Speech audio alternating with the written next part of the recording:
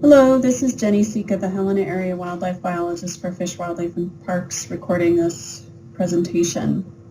In this presentation, I will talk about hunting districts 339 and 343 in the Granite Butte EMU and districts 318 and 335 in the Deer Lodge EMU. The Granite Butte EMU is generally north of Helena, and the Deer Lodge EMU is south of Helena. These questions are also posted online at the comment page to prompt feedback. I'll read through them here, and then you may refer to them on the comment page later. We'll start with population objective questions. The current population objectives are expressed as a desired number of elk counted and typically include a range around that value, plus or minus 20%. The range accounts for anticipated variability in elk counts among years. Should FWP maintain the current form of objective, a point value with a fixed range, or should FWP consider alternative population objective forms, like using a long-term average, 5 years or 10 years, plus or minus 20%, or some other approach to establish a population objective? Elk populations are classified into objective status using annual or biennial survey data. Because there is often variation among surveys, would it be more appropriate to use of individual surveys or a 3-year average of surveys to determine objective status for a hunting district or group of districts, or would you recommend some other approach? These districts have population objectives with a range, and the elk management units have an overall population objective with a range. Do you think the current population objective levels should be maintained, increased, or decreased? If increased or decreased, what should the new range be? Should each district population objective be retained, or should FWP manage towards a single objective for the combination of districts, given variability in elk distribution across those districts? If you think FWP should manage a combination of districts with a single population objective, should the current level be maintained, increased, or decreased? If increased or decreased, what should the new range be? Move on to bull objective questions. In these districts, there are bull objectives to maintain at least a minimum number of bulls per 100 cows in the postseason aerial trend survey. In District 339, there is an additional objective to maintain the average age of bulls harvested on the either sex permit, 339-20, at 5.5 years old or greater. Should there be bull objectives in these districts? If so, is the current bull objective appropriate for a given district? If not, what should it be?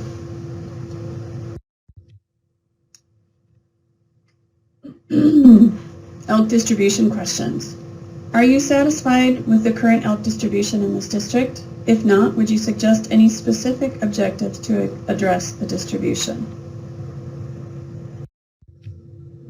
What else does the elk plan need to include? The following information is taken from the 2005 elk plan. In the Granite Butte EMU, the distribution of the elk population throughout the EMU shifts with varying severity of winters. Elk will winter in Hunting District 293 during mild to moderate winters, but a significant portion will move into Districts 339 and 343 during more severe winters to take advantage of east slope Chinook winds. The population objective in Hunting Districts 339 and 343 is 700, with a range of 560 to 840 for each district. For 284 and 293 combined, that objective is 750 elk with a range of 600 to 900. There is no population objective for Hunting District 388. For the entire EMU, the objective is 2,150 elk with a range of 1,720 to 2,580 elk. The bull objectives include to maintain elk security so that the elk harvest is distributed throughout the hunting season with no more than 40% of the harvested bulls taken during the first week of the general season. This is thought to be a reflection of bull elk vulnerability. In districts 284, 293, and 343, there's also an objective to maintain at least 10 bulls per 100 cows. In 339, that objective is to maintain at least 15 bulls per 100 cows, and also includes the objective to maintain the average age of bulls harvested on the either sex permits at 5.5 years of age or greater. In Hunting District 388, there is no bull objective. These next few slides are figures of data collected during annual winter surveys. On the x-axis is the survey year, and on the y-axis is the total number of elk counted. District 339 is over the objective range.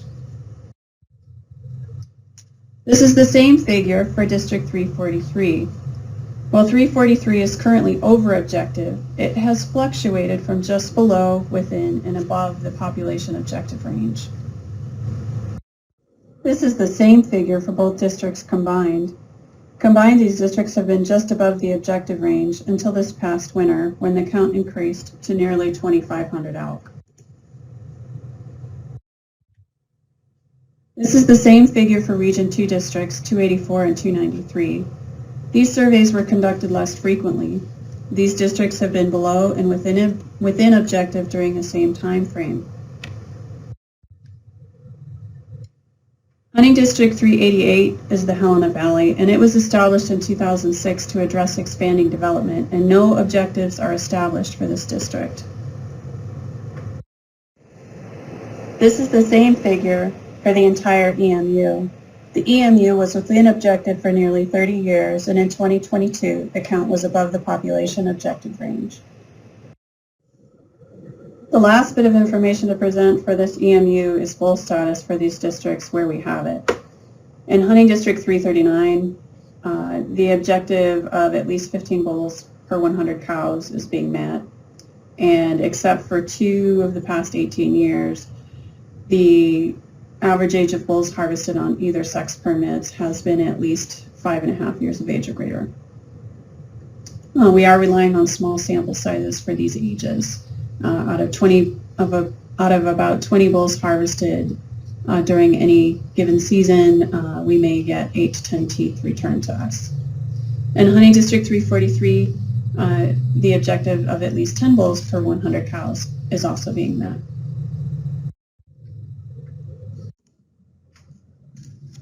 On these next few slides, the information is also taken from the 2005 elk plan. For the Deer Lodge EMU, distribution of the elk population throughout the elk management unit shifts with varying severity of winters and human activities. For example, elk appear to have shifted their winter use from traditional winter range areas in Hunting District 318 to District 215, where they are not disturbed by snowmobile use, but where they also are not welcome on private lands. The population objective for 318 is 500 elk with a range of 400 to 600. In Hunting District 335, the objective is 600 elk with a range of 480 to 720. In Hunting District 215, the objective is 1,400 elk with a range of 1,120 to 1,680 elk. And for the entire Deer Lodge EMU, the objective is 2,500 elk with a range of 2,000 to 3,000. The objective in Hunting District 215 was increased in recent history. The population objectives include maintaining elk security so that the elk harvest is distributed throughout the hunting season, with no more than 40% of the harvested bulls taken during the first week of the general season. This is thought to be a reflection of bull elk vulnerability. The bull objective for all 3 districts, 215, 318, and 335, is to maintain at least 10 bulls per 100 cows. These are the same figures as before, this time for Hunting District 318. 318 was below, within, and above population objective range, and it is slightly above, and it was slightly above this past winter. Hunting District 335 was mostly above objective since 2005. It tends to fluctuate. sometimes quite sharply. As I said earlier, in Hunting District 215, the population objective was increased, and it was over objective and remained slightly over objective, the new objective this past winter.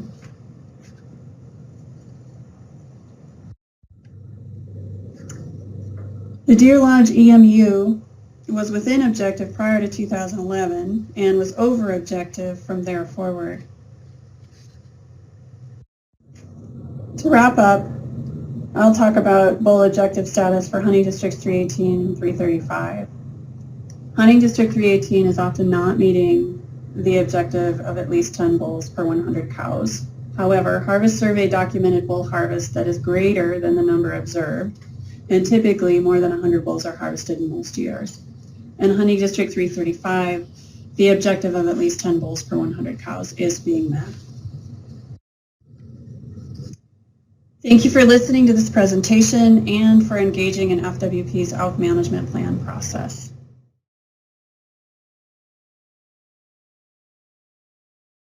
I'm Adam Grove. I'm the Townsend Area Wildlife Biologist. I'll be covering Hunting Districts 380, 390, 391, 392 as part of this presentation.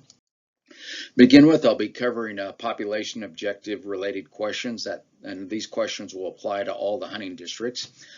Current population objectives are expressed as a desired number of elk counted and typically include a range around that value of plus or minus 20%.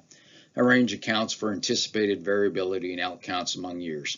The question FWP is asking is, should we maintain this current form of objective, i.e. a point value with a fixed range, or should we consider an alternative population objective forms, something like maybe using a sliding long-term average of 10 years or 20 years, similar to what we do with mule deer under our adaptive harvest management plan? Or should we use some other approach to establish a population objective? Also, elk populations are classified in an objective status in using annual or biannual survey data. Because there's often variation among surveys, we're wondering if it'd be more appropriate to use an individual survey or a 3-year average of surveys to determine the objective status for this hunting district, or would you recommend some other approach? An example for this would be comparing our current population status to objective. Would we use only the 2022 survey results, or would we use a 3-year average of the 2020, 2021, and 2022 survey results? I'll start with Hunting District 380, and for those of you who are not aware, we did do a hunting district boundary for 380 this year. Formerly, this area between the Missouri River and US Highway 287 down in the southeast corner here used to be Hunting District 380. Effective 2022, this area was moved to Hunting District 390 as we felt that for elk management purposes that would fit better with 390, which is part of the Bridger Elk Management Unit. This slide is a graph of the survey results for Hunting District 380. Surveys are typically flown in the late winter, early spring. You'll see years with missing data. Those were years either we didn't fly a survey or years that we felt survey results were not reflective of population trend. Sometimes when we fly, we know we're missing a whole bunch of elk. That may be due to timing of the survey conditions, weather, background conditions, but for whatever reason, we just feel like we're missing a bunch of elk. So again, the surveys aren't reflective of trend. The gray bar there you see is the objective range. You'll see in most years for 380, we're either have been within the objective or slightly above the objective. The current population objective for Hunting District 380 is 2,000 elk with a range of 1,700 to 2,300 elk. The long-term average for the hunting district based on those years that were representative of trend was 2,018 elk. In 2022, we observed 1,794 elk, so kind of on the bottom end of that range, but still within the range. So anyway, FWP is asking, do you think the current population level should be maintained, increased, or decreased in Hunting District 380? And if increased or decreased, what should the new range be? In regard to a bull objective for hunting District 380, we have several. One is the maintaining at least 15 bulls per 100 cows, or maintaining at least 10% antlered bulls of the observed population during our postseason aerial surveys. The long-term averages for these two metrics are 16.6 bulls per 100 cows, so we've been above the objective there, and we've had a 9.4% bulls of the total observed number of elk, so just slightly below that 10% objective there. Additionally, there is a bull objective to maintain a minimum average age of bulls harvested on our either sex permits between 5.5 and 6.5 years old. These ages are currently viewed as minimums, i.e. the average age should be at least this. For hunting District 380, we estimate our bull age based on teeth we get from successful permit holders when they harvest a bull. Typically, our tooth return rate is probably about 60% of those who actually harvested a bull. Anyway, if you look between 2012 and 2021, our average age has been 7.5 years of age, and technically all those bulls would be half a year older because of the time of the year harvested, so we'd actually be like at 8 years average age. You can see we get a pretty good range, number of bulls harvested. On the age class, we have everything from 2.5-year-old bulls all the way up to an occasional 14.5, 15.5-year-old bull. Primarily, the majority of the bulls harvested between 2012 2021 fell between 5.5 and 8.5, 9.5-year-old age classes. Another question we're asking is, are you satisfied with the current elk distribution in this hunting district? And if not, would you suggest any specific objectives to address this distribution? This map shows the different herd units in hunting District 380 that I currently use to help kind of keep track of elk distribution within the hunting district. This table shows our elk surveys results broken down by the different herd units within hunting District 380. Currently, there is no formal sub-objectives or anything for any of these herd units in regard to, observed populations. One of the things we're wondering is should there be a formal population objective for these herd units, or once again, should we just keep track of elk numbers by the entire hunting district?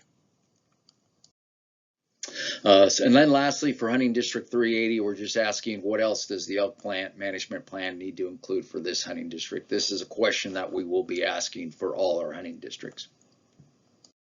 Next, I'll be covering hunting District 390, and again, the southwest corner of 390 is new to hunting District 390 this year. Formerly, that was in hunting District 380.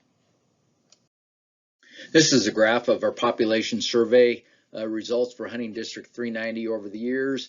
The gray bar represents our objective range, so you can see for quite a few years we have been over objective for 390. I will point out we have actually been making some headway in reducing elk numbers down towards the objective the last few years. Our current objective for hunting District 390 is to maintain the number of elk observed during our postseason aerial surveys within 20% of 900, so we have a range of 780 to 1170. Our long-term average for the hunting district has been 1,490 elk, and in 2022 we counted 1,338 observed elk. So anyway, again, we're asking, do you think the current observed population level should be maintained, increased, or decreased? And if again, increased or decreased, what should the new range be? Under the 2005 elk plan, the bull objective for 390 was to maintain a minimum of 65 bulls counted during the postseason survey. This number represented approximately 7% of the total population when it was at objective or 900. So anyway, you could kind of think of the objective being maintaining at least 7% bulls of the entire population. Currently, our long-term averages in 390, we've had 263 bulls for a long-term average, so well above 65. Our bulls per 100 cows ratio is 32.4, which is quite healthy. And then we've actually been at 17.4% of the total population is bulls, so well above 7%. In regard to elk distribution in hunting District 390, currently in the 2005 elk plan, there are 3 identified sub-objectives for the Toston elk for hunting district 390. One is the Tossin elk herd segment, 400 elk, the Middle Fork 16-mile herd segment of 250 elk, and the ryegrass herd segment of 250 elk. And I'll be showing a map of those here in a minute. So anyway, we're asking, should sub-unit objectives in some form be retained in hunting district 390? And if so, should they be maintained in the current form and at the current level, or increased or decreased? And if increased or decreased, what should the new range be? This map is got quite a bit on it, but some things I want to point out. You'll see Tossin, Middle Fork, and ryegrass here. Those are those identified herd units. So everything basically west of this orangish line, outside of the area that was recently added to hunting district 390 effective this year, represents the Tossin herd unit. The area between the two orange lines is the Middle Fork herd unit, and then the area east of this orange line would be the ryegrass herd unit. You'll also see the west side and east side on here. I'll show you a couple tables here in a minute in reference to those. That's kind of how we currently keep track of elk numbers in the herd unit, and they are delineated by this kind of purple line on the map. So everything west of this purple line is, quote, the west side of hunting district 390, and everything east of that is the east side of hunting district 390. So anyway, this table here, and again, a lot of information on it. I don't expect you to kind of follow everything here, but this just gives you an idea. This is the elk numbers for the east side of hunting district 390. So just give you an idea that currently in regard to distribution, we do keep track of elk numbers both east or west and everything like that. So one of the thoughts going forward is, would we potentially, instead of having a herd unit segment objective, would we have like an objective potentially for like the east side and then the west side of hunting district 390? Or again, should we just have an objective for 390 overall? A similar table, again, this just shows the results for hunting district, the west side of hunting district 390. And then lastly, for 390, again, we're just asking, what else does the elk management plan need to include for this hunting district? Moving on, I'll next be covering hunting district 391, and I do want to point out in 2016 there was a major boundary change that it impacted both hunting district 391 and hunting district 392 in region 3, and also resulted in the creation of hunting district 451 in region 4. This is the graph of the population survey results for hunting district 391. You'll see the gray bar there. Again, you'll see that it only, the current objective range started in 2016 when we made that boundary change. The survey information for 391 is reflective of the current hunting district boundary.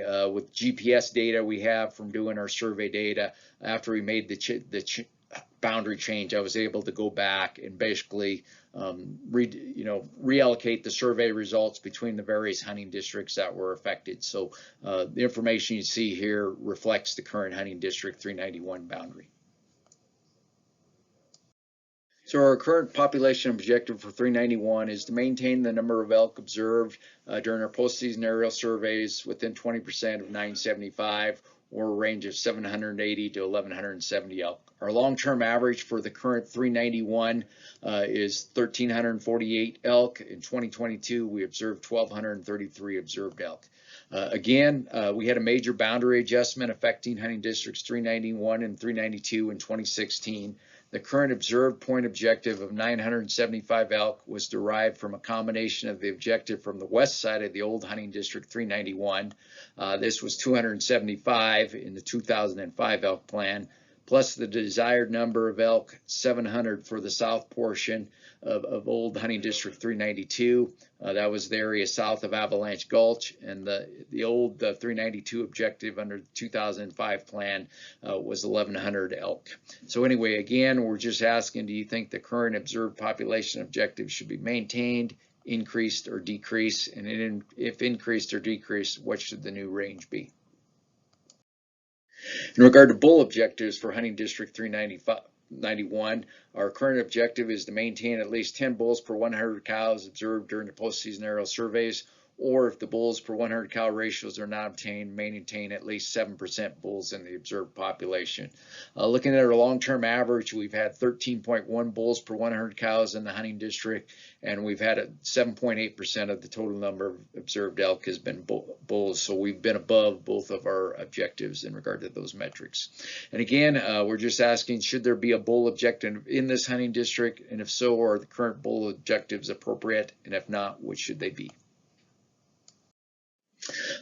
Similar to hunting district 380, and once again for all the hunting districts, we're just asking, are you satisfied with the current elk distribution in this hunting district? And if not, would you suggest any specific objectives to address this distribution? In regard to current distribution information for hunting district 391, I do currently keep track of elk numbers both north and south of Duck Creek.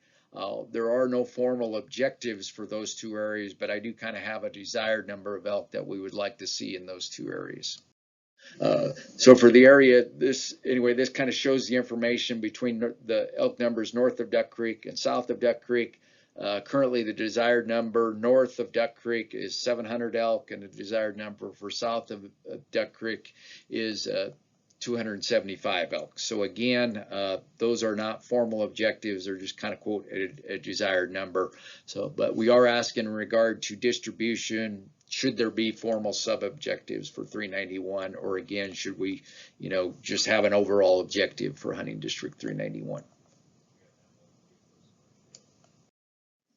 And then lastly, for 391, again, we're just asking, is there anything else that our elk management plans needs to include for this hunting district? Last district I'll be covering is hunting district 392. This is a graph of the population survey results for hunting district 392. Again, you'll see the objective range bar only goes back to 2016. That again reflects that hunting district boundary change between 391 and 392. And like hunting district 391, all the past survey information for 392 has been corrected to reflect the current hunting district boundary. So you can see over the time for the years where surveys were reflective of population trend, we've been, for the most part, underneath or below, if not well below, our observed objective in 392. The current hunting district 392 population objective is to maintain the number of elk observed during postseason aerial surveys within 20% of 400, with a range of 320 to 480. Long-term average for 392 in its current form is 261 elk. We did observe 325 elk in 2022. Again, the hunting district boundary was revised along with 391 in 2016. So the current point objective for 400 for 392 was the number for what was the north portion or north of Avalanche Gulch of the old hunting district 392. So the old hunting district 392 objective under the 2005 elk plan was 1,100 elk. So we split that 1,100 elk, 400 went into the current 392, and then 700 were allocated to the current 391 as a result of that 2016 boundary change. So again, in regard to hunting district 392, we're just asking, do you think that that current observed population level should be maintained, increased, or decreased? And if increased or decreased, what should the new range be? In regard to a bull objective for hunting district 392, currently our objective calls for maintaining at least 10 bulls per 100 cows observed during the postseason aerial surveys, or if bulls per 100 cow ratios are not maintained, to maintain at least 7% bulls in the observed population of elk. Our long-term average for the current 392 is 14 bulls per 100 cows, and bulls comprise 8% of the total population. I will point out, however, in 392 that the majority of our bulls postseason are yearling bulls. We typically do not see a lot of brow time bulls when we do our winter surveys, but for whatever reason, we do have a older, brow tine bulls show up in the harvest even, and a lot of them are older age, can be older age class bulls to some degree. So do not know for sure where those bulls are spending the winter, but we're just not able to find them in the hunting district when we're doing our winter surveys. So anyway, again, we're just asking, should there be any bull objectives in this hunting district? And if so, are the current bull objectives appropriate? And if not, what should they be? Then the last two questions in regard to hunting district 392, again, we're just asking, are you satisfied with the current elk distribution in this hunting district? And if not, would you suggest any specific objectives to address this distribution? Then lastly, what else does the elk management plan need to include for this hunting district? With that, I will conclude my presentation, and thank you.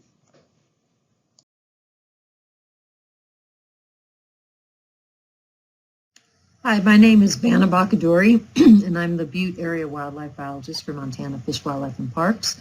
I will be giving you a brief presentation on data for hunting districts 319, 340, 350, and 370 as part of the Elk Management Plan rewrite scoping. So we'll begin with some general, general information that will apply to all districts. So basically for each of these hunting districts or elk management units, which are combinations of hunting districts, we're going to be looking for information from you all on 3 different objectives that will go into the rewrite of the elk management plan and will be used to manage these districts. And these are the sideboards under which we set our seasons and make our recommendations for season types.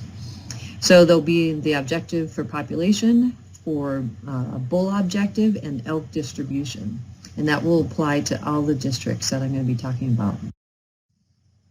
So let's start with hunting district 319.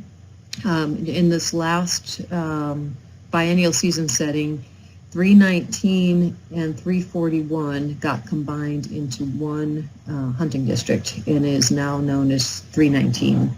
There are basically 2 elk herds here, one that winters on Fleecer and one that winters over by Fairmont Hot Springs, and then in the summer they all migrate kind of west and southwest into the Pintlers up on Mount Hagen Game Range and as far as Pintler Creek in the Upper Big Hole.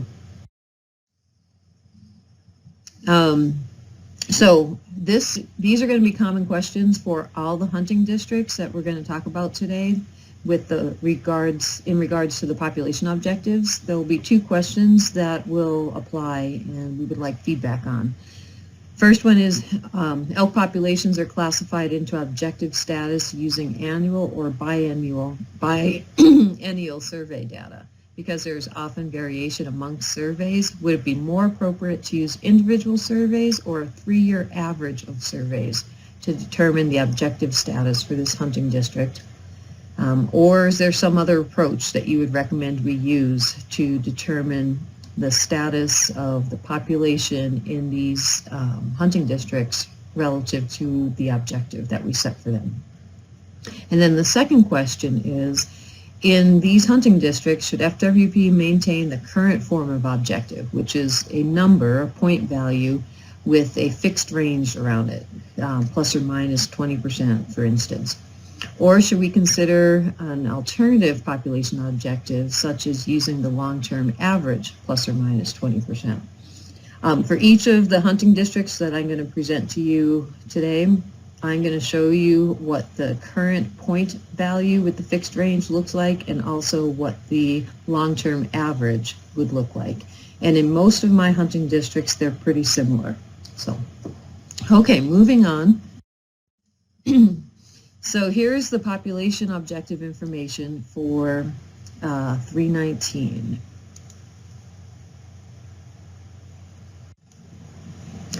The gray bar shows the population range, and the dotted line that connects to black dots, each black dot represents the actual number of elk that were counted for that year's winter annual survey, and then the dotted line connecting them just shows the trend between years. So you can see in the last, let's see, going back to 2015, 14, 13, 12, we've mostly been within the population objective range. So long-term average, if you go back to 2005, the long-term average for Hunting District 319, and this is for the former Hunting District 319, separate from Hunting District 341. The long-term average is 916, and the current objective that we're managing for is 955 plus or minus 15%. So again, that gray bar, that gray rectangle represents that plus or minus 15% around the 955. But you can see that the long-term average and the current point objective are very similar. So this is a hunting district where I don't think it would make much difference whether we manage for an average or the long-term average or a point objective. But my question to you all is, do we want the population objective to remain the same in Hunting District 319? Should it be higher or should it be lower?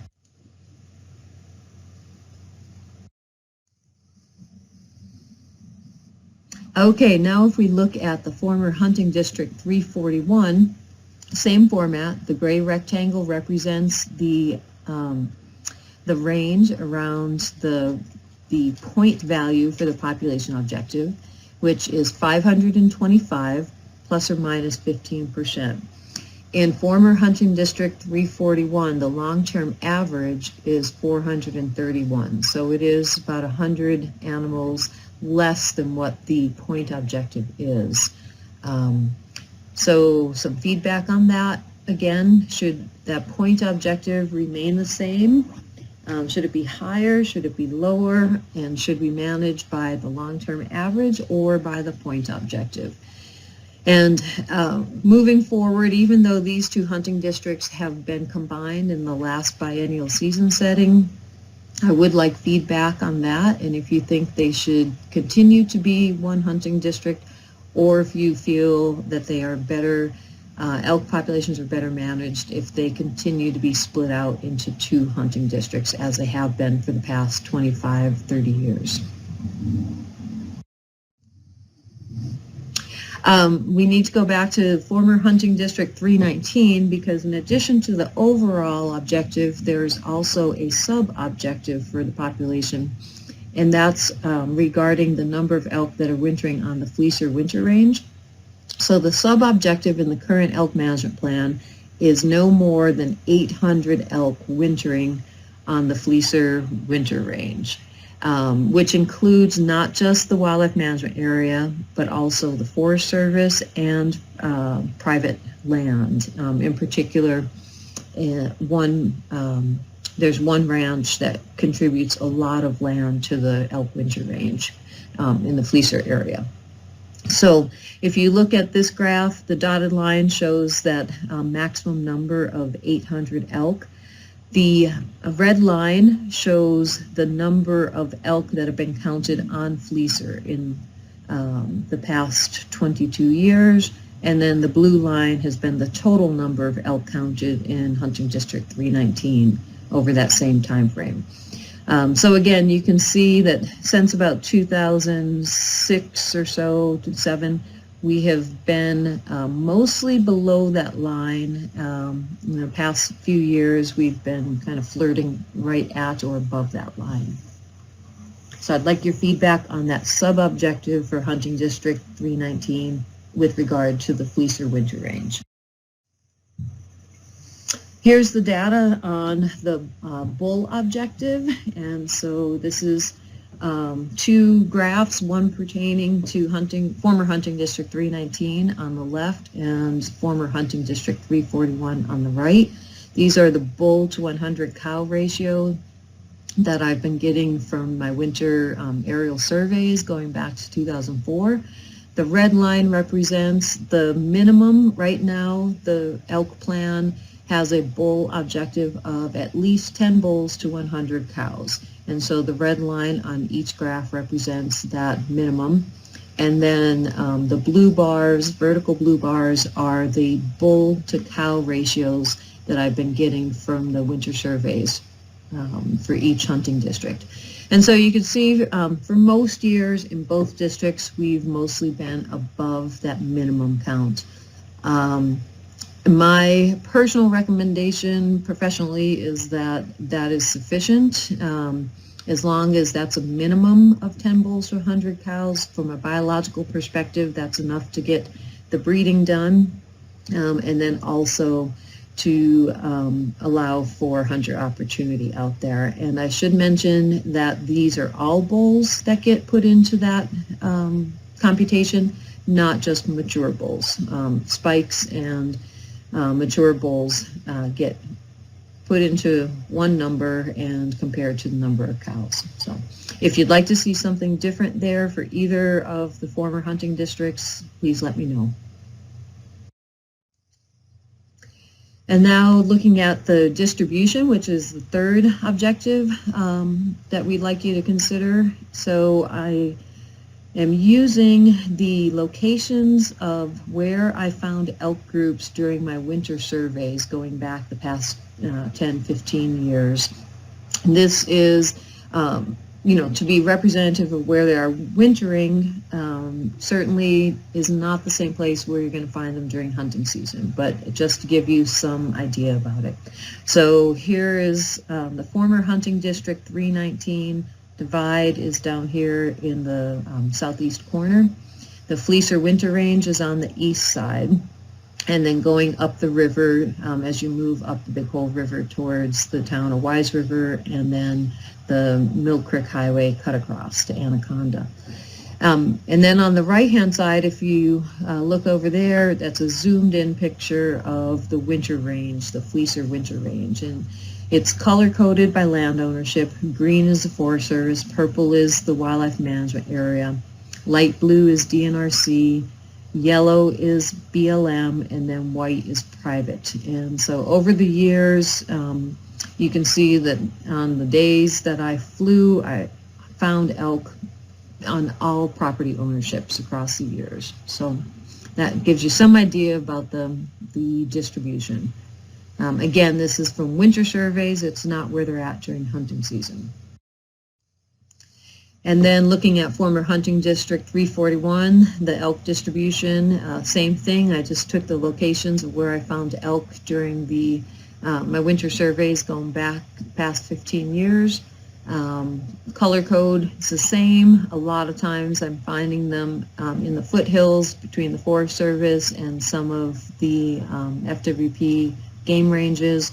A lot of them are on private land. So that concludes the three objectives and the data that I have for Hunting District 319, which again includes the former Hunting Districts 319 and 341. So if there's anything else that you think I should, that should go into the elk management plan rewrite for how to manage this hunting district, please let me know. Moving on to Hunting District 340, which is the Highlands, that continues to be unchanged boundaries relative to this last biennial season setting. There were no changes to that. Historically, in the last elk management plan, Hunting Districts 340, 350, and 370 were all lumped into one elk management unit. I propose in the rewrite that 340 be a standalone elk management unit, and then 350 and 370 be standalone as well.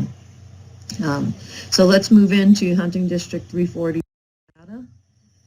Here is the population objective information. The long-term average of the past, going back the past 12 years, I've been counting 997 elk in there on average. The current objective is 1,000 plus or minus 20%.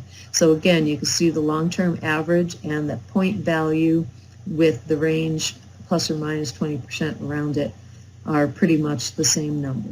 If you look at the graph, again, the green rectangle represents the range. The black dots represent the number of elk that I counted during the winter surveys. and then the dotted line connecting them is the trend. Where there's a gap in that dotted line are years where I had poor counts, and I did not want to put those numbers up there because they didn't reflect the actual trend in the data. So again, we'd like your feedback on should this objective remain the same, 1,000 plus or minus 20%? Should it be higher? Should it be lower? And should we change it from a point value to the long-term average? Again, I would point out that in this case, it's not going to be much different if we go to the long-term average. So. Here's information on the bull objective in 340. Similar to 319 and 341, the bull objective for 340 is to maintain at least 10 bulls to 100 cows. And again, if you look at the data, the dotted or dashed red line represents that minimum bull to cow ratio, and then the vertical blue bars are the actual bull to cow ratios that I got from my winter surveys. Many of these years where the bull to cow ratio is below 10, those are years that I would caution you that we did not find bachelor herds. So those bulls that we saw were only spikes and the few raghorns that are associated with cow-calf groups. And I'm sure there are mature bulls out there, we just didn't find them those years. And so those bull counts were artificially low because we didn't get a good representation of all the bulls that are in Hunting District 340. So please let me know if you are okay with this minimum 10 bulls to 100 cows, or if you'd like to see something higher. Just know that, if we go towards a higher number of bulls to cows, you're looking at some form of restriction to give those bulls a greater chance of survival from year to year during the hunting season. And, so if you're wanting a trophy district, you are looking at a restriction on harvest opportunity. Here's the distribution of elk in 340, and again, this is the winter distribution. And I'm going to break it down into 3 or 4 slides so you could get a better look at it. And there are basically about 4 different elk herds in 340. The first elk herd at the north end of the district, right out the back door of Butte, is the Basin Creek Beef Trail herd. And so these are the locations of where I've seen, the red dots represent the locations of where I have observed elk in the past 15 years during my winter surveys. Then as you move further south, on the west side, elk primarily are located between Moose Creek and Camp Creek. And then on the east side, a few over in the Pipestone area, Cherry Creek, there's usually a herd, and then Fish Creek and Hell's Canyon. So there's usually about 3 herds on that east side in those 3 drainages. And then as you move south to McCarty Mountain, just north of the Big Hole River, which is flowing at the bottom of this slide, there's usually a herd, sometimes split into 2 on McCarty Mountain, usually in that northwest side, Earl's Gulch, and then often on the north or northeast side as well, I'll find a herd.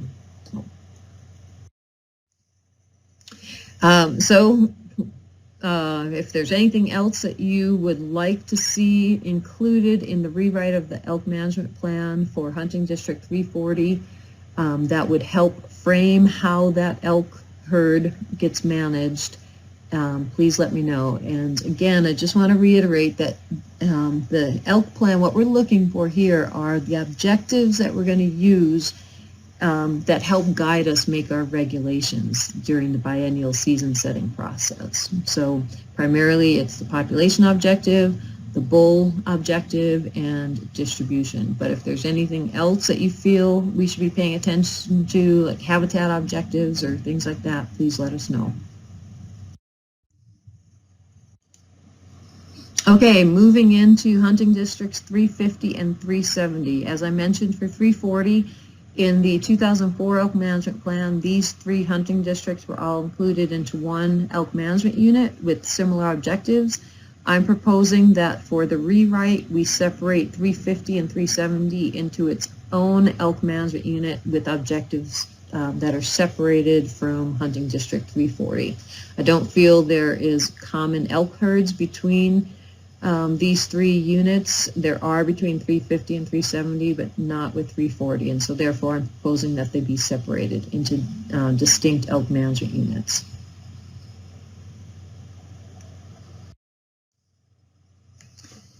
If we look at the combination of the elk counts for hunting districts 350 and 370, this is what it looks like. The gray rectangle represents that population range around the population value of 600, plus or minus 20%. You could see in previous years, about 10 years ago or a little bit less, we had numbers much higher than the population range. And in the most recent years, those numbers have come down, and we're actually more within the population range now. I think it's going to be more useful for us to look at the numbers for 350 and 370 separated out, because I feel there are differences in the situations in each of those districts, primarily in the access, that dictate managing those districts separately. So looking at 350, basically the current objective for 350 and 370, as I have been managing it for the past 15 years, has been 300 on each side, 300 elk observed during the winter surveys in each hunting district 350 and in 370, plus or minus 20%. So the long-term average in 350 has been 334. So it's been within that the population objective as it's currently set. I do want some feedback on, do you think that 300 elk, observed elk during winter surveys in 350, is that too low, too high, or is that just right and that's what we should be managing for? And should we manage for that long-term average, or should we manage for a particular number, plus or minus 15%, 20%? We don't have to be locked in on 20%. So if you look at the population data for 370, it has the same, I've been managing it for the same number, 300 plus or minus 20%. The long-term average in 370 has been larger than what you saw for 350, 474 elk. There's much more security in 370 in the form of private land that the general public does not have access to for hunting season. And so can that population number be higher or be lower? So just keeping in mind that the access between 350, 370 is different. The habitat is different between the two of them. There's a lot of old clear cuts that are grown in and then now blown over because of beetle kill in 350. There's the big burn at the north end of the Little Boulder, the haystack fire in 350. So, habitat, large landscape habitat has changed over time. So should we be looking at different numbers for the population objectives in 350, 370? Here's the bull objective. Currently it is the same as what we've seen, a minimum of 10 bulls to 100 cows. And then here's the data going back to 2011 for both hunting districts, 350 on the left, 370 on the right. And is that sufficient for a bull objective to maintain a minimum number of 10 to 100, or do you want to see something different there? And then here is the distribution. Again, those red dots represent areas where I saw elk groups during my winter surveys. And again, the underlying map is color-coded, with the green being Forest Service, the yellow being BLM, the white being private, and the light blue is state land. So you could see in 350, a lot of those elk are wintering mostly on public land, although they do come down into private land on some of the pastures there. And then in 370, the elk are mostly on private land. So just considering that, you know, and the potential conflict and pressure that puts on private landowners. And then anything else that you would like to see included in the rewrite of elk management for hunting districts 350 and 370. I manage hunting districts 321 and 334 in the West Big Hole. And so I'll be presenting some population data and harvest data for these hunting districts as part of the elk management plan rewrite scoping.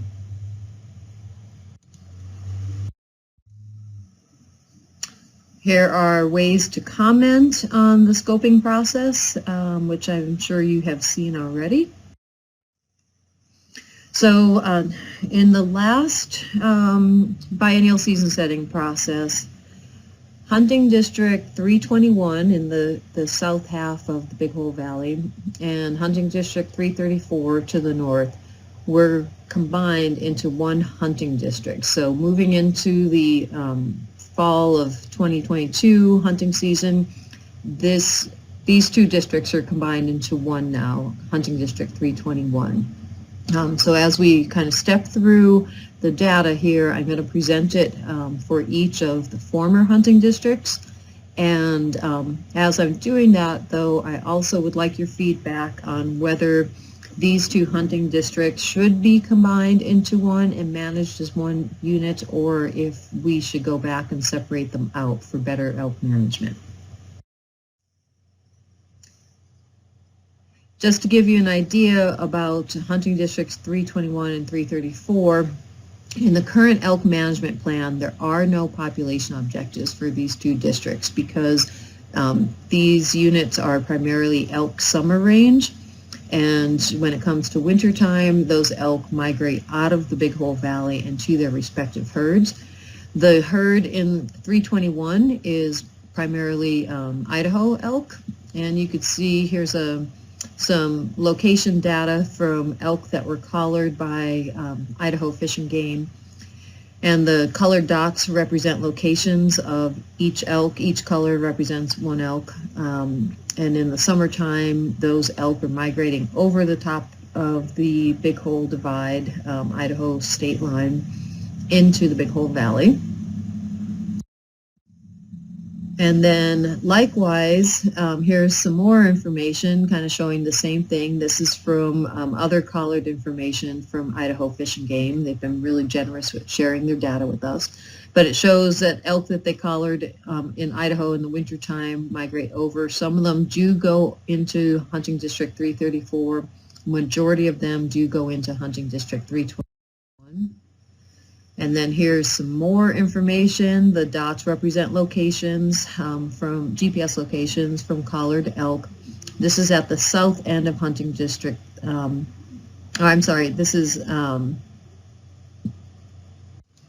This is location data from FWP's Bitterroot elk study. And so these are dots representing the GPS locations from collared elk. They were captured on the winter range in the Bitterroot, and then this shows how a lot of those elk come over into the north end of the Big Hole Valley, which was hunting district 334, to summer in that country. So because that the 334 and 321 elk populations don't winter there, we have not had any formal objectives. I basically have been managing for 1,000 elk plus or minus 20% in each hunting district, 321 and 334. Here's the trend in the population data for hunting district 321, the former 321. And the black dots represent the actual number of elk counted, and these are summer surveys. Again, because the elk aren't there in the wintertime, they migrate into Idaho or into the Bitterroot. And so these are numbers of elk that I see during my summer surveys, which also gives me calf production rather than recruitment, because those calves are just a month old at the time that I'm doing the flights. So you can see here's 800 coming across through here. Here's 1,000. So I basically have been managing for that 1,000 plus or minus 20%. So between the 800 and 1,200 range. And going back for the past 7 years or so, the elk numbers that I have been seeing during my summer surveys have stayed around that 800 number. This past summer, the calf-to-cow ratios have been 45 calves to 100 cows. Again, that's production rather than recruitment, because I'm counting them in the summertime shortly after they are born. And then the bull-to-cow ratio is 20 bulls to 100 cows. We don't have any formal population objective. We don't have any formal bull objective. In the other hunting districts surrounding 321 and 334, the elk plan calls for a minimum of 10 bulls to 100 cows. So I would like your feedback on whether you think that would be an appropriate bull objective for hunting district 321 as well. And then also, if you think managing, what numbers should I manage for, or should the biologist in this position manage for? I have been managing for 1,000 plus or minus 20%. But please let me know if you think that is too high or too low or okay. Looking at the population data for 334, the numbers are a little less consistent over time. We just started flying full coverage surveys back in 2010 in 334. Prior to that, they were just calf-cow surveys, just trying to sample enough of the population to get an idea of what the production was. But again, generally, for lack of any other direction from the 2004 elk management plan, I've been managing for 1,000 plus or minus 20%. Here's the 1,000 mark, and some years we have been below that. Some years we've been above that. So this past summer, I counted 47 calves to 100 cows. Again, that is production, not recruitment. I fly these surveys in late July, and then I counted 8 bulls to 100 cows. And I have a little star by that number 8 because I did not find any bachelor herds. I know that they are in there. So the bulls that I did count were spikes and raghorn bulls that are associated with those cow-calf herds. That's the minimum number of bulls to cows that are in that population. I know there are mature bulls there, just did not find them on that flight. So again, for 334, what should I be managing for as far as the population objective? What would the bull objective be? Let me know your thoughts on that.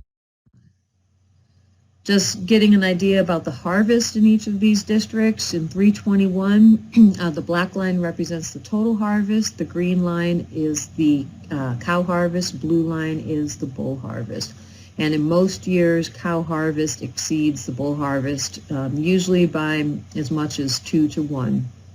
And the cow harvest is really what drives the total harvest.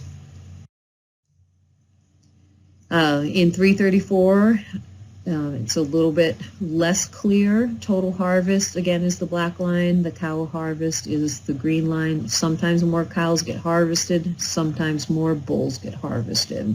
But typically the harvest is going up in 334. That could be a result of some recent management changes. Prior to this hunting season 2022, it has been a brow tine regulation with a handful of cow tags, second license, antlerless elk opportunity. A year or so ago, I increased those cow licenses in response to a high number of elk counted, and that could have driven some of this increase in cow harvest over time. During this last biennial season setting process, biologists were tasked with trying to simplify the regulations, and one of the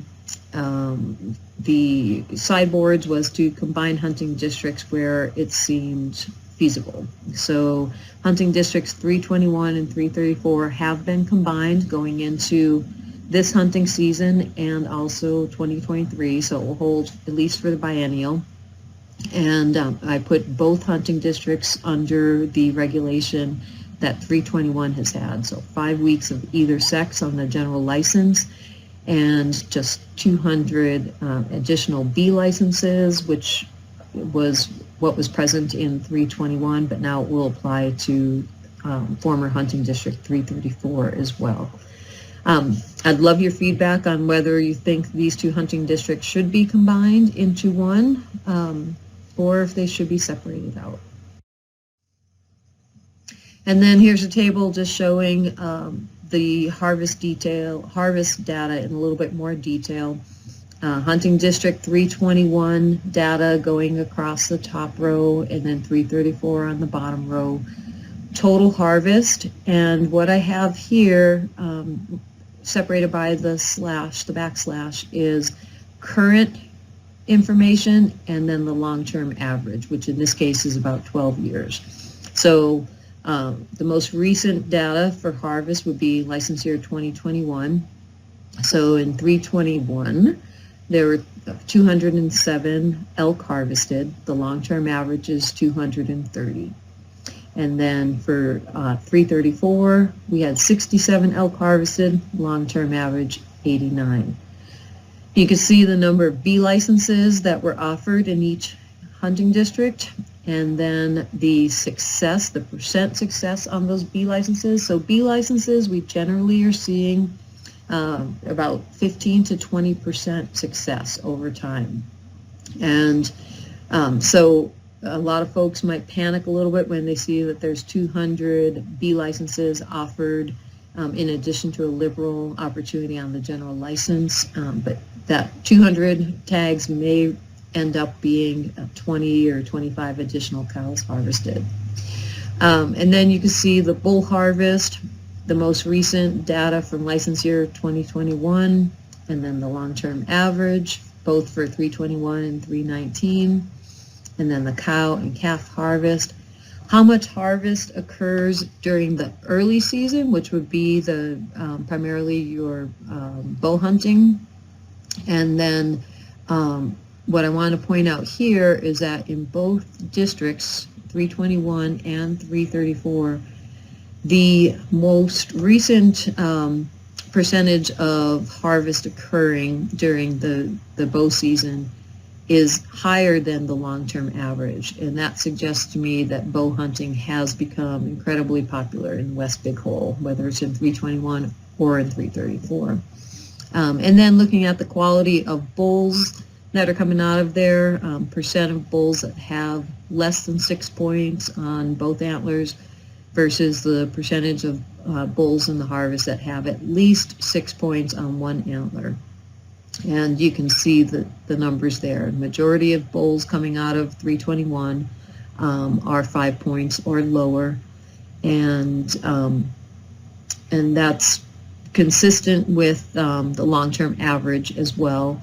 And then in 334, the majority of bulls that are same story there. Majority of bulls have 5 points or less, and that is also consistent with the long-term average.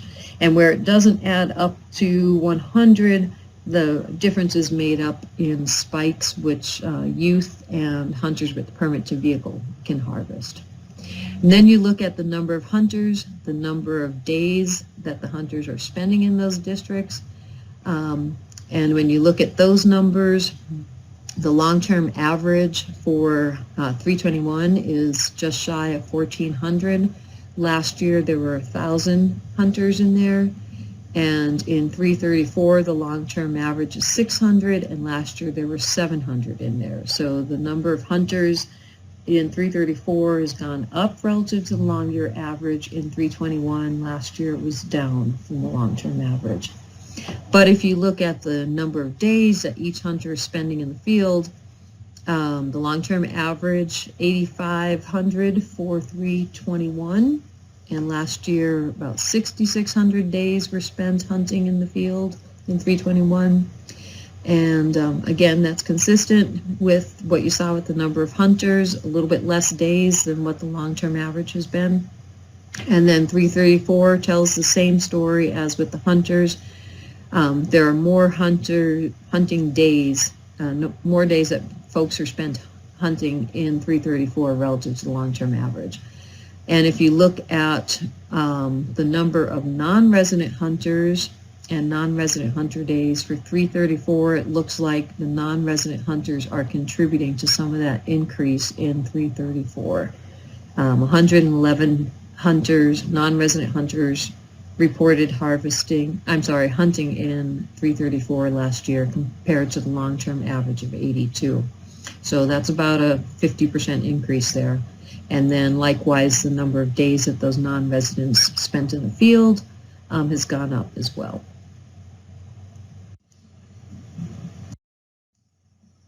So that's pretty much it.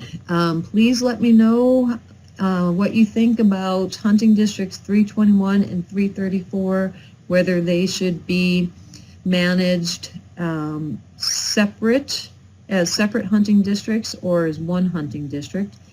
Also, in the 2004 elk management plan, they were tied in with the Sapphire elk management units. Should they continue to be tied in with those hunting districts in the Bitterroot, or should they be managed separately? I basically have been managing them separately from the Bitterroot hunting districts. And then let me know what you think about what population number we should be managing for, what bull to cow ratio should we be managing for, and any distribution objectives or habitat objectives, anything like that. Thank you very much.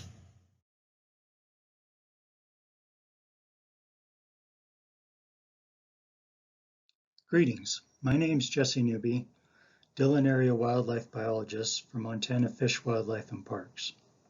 As part of our scoping process for drafting a new elk management plan, we're presenting information on elk populations throughout the state, soliciting feedback on what appropriate objectives for those populations may be. I'll be presenting some information here on the Pioneer Elk Management Unit. This unit includes hunt districts 329 and 331, encompasses the area of the Pioneer, Mountains, the Big Hole Divide, and Horse Prairie area. Under the 2004 Elk Management Plan, the management goal for this area was to manage elk populations within biological and social tolerances and cooperate with public and private land managers and landowners in the management of elk habitat, with an emphasis on maximizing hunter opportunity to harvest all age classes of bulls in a backcountry setting. To meet this goal, the management plan laid out various objectives, including habitat objectives for maintaining and improving elk habitat, strategies for addressing game damage and hunter access, and also population objectives. In this presentation, I'll be focusing on population objectives. In particular, as we go through this information, we'd like your input on how those objectives are set going forward. In most hunt districts, there's a target value for the number of elk observed in winter surveys, and the goal being to manage elk in such a manner that our winter surveys are within some range of that fixed value. Should we consider alternative population objectives? For example, using a long-term average of count data from 10 or 20 years and managing the population towards that long-term average. Another question we have is how we evaluate if we're meeting those objectives. There's a lot of variation in surveys from year to year, Some of this has to do with changes in the elk population. Some of it is just sampling variance. Is it appropriate to use individual survey years to assess if we're at or above or below objective? Or should we use something like a 3-year running average of counts to see if we're at objective? Also in the Pioneer Elk Management Unit, we have a population objective of maintaining at least 10 bulls per 100 cows observed in the postseason surveys. Should we maintain those objectives? Should they be increased, decreased, or should we consider whole new objectives?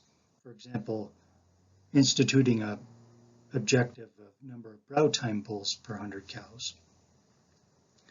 These thoughts of mine, let's turn to our first district, Hunt District 329.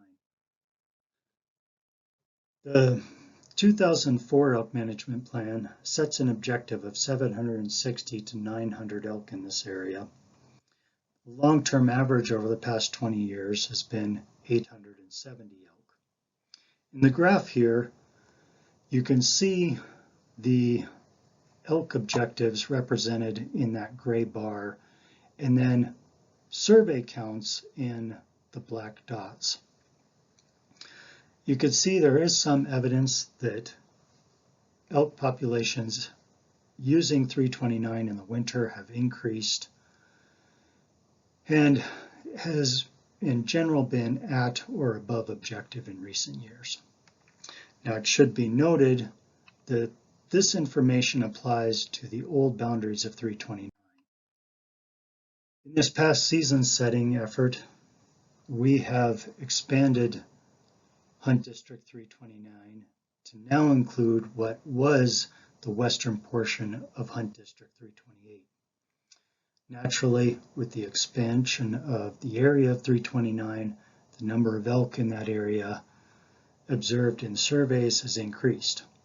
So if you consider this expanded area of Hunt District 329, the average over the past 10 years has been 1,125 elk. This graph again shows count data represented by black dots for this expanded area of 329.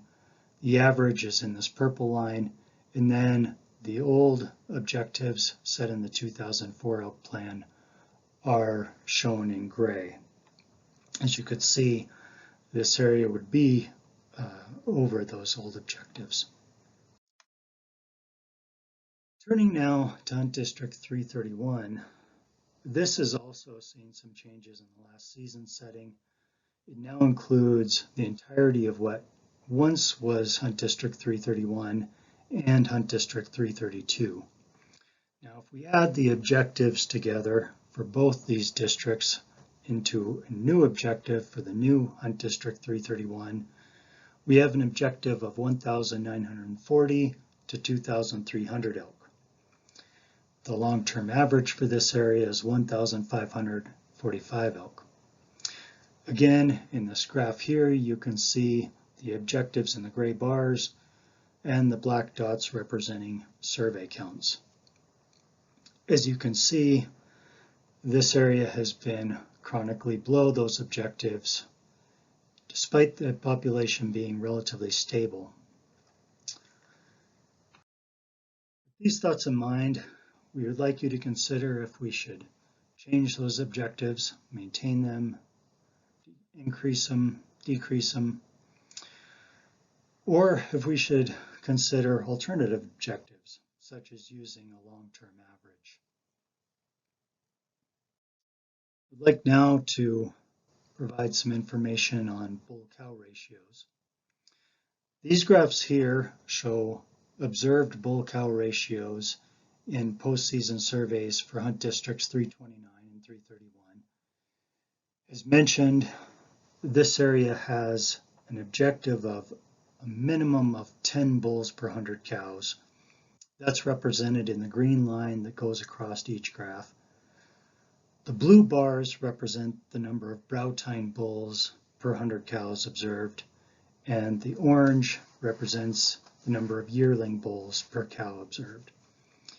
As you can see, over the years, this area has tended to meet that objective of 10 bulls per 100 cows. And there is some slight evidence that the bull-cow ratios may be increasing slightly. Overall, in Hunt District 331, over the past 10 years, we've observed an average of 6 brow-time bulls per 100 cows and 7 yearling bulls per 100 cows.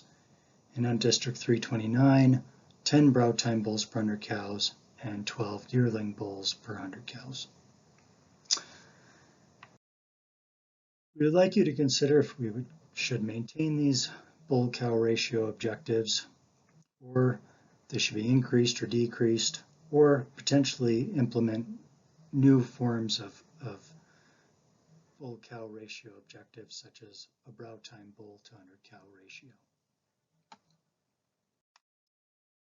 Unfortunately, that's all the time we have today to discuss populations of elk in the Pioneer area. We'd like you to consider the information that was provided and the questions that we posed to you, and comment through one of these 3 avenues presented here. If you have questions about the elk population in the Pioneer Elk Management Unit, you can feel free to contact me. My contact information is on the introductory slide. Thank you for your time today.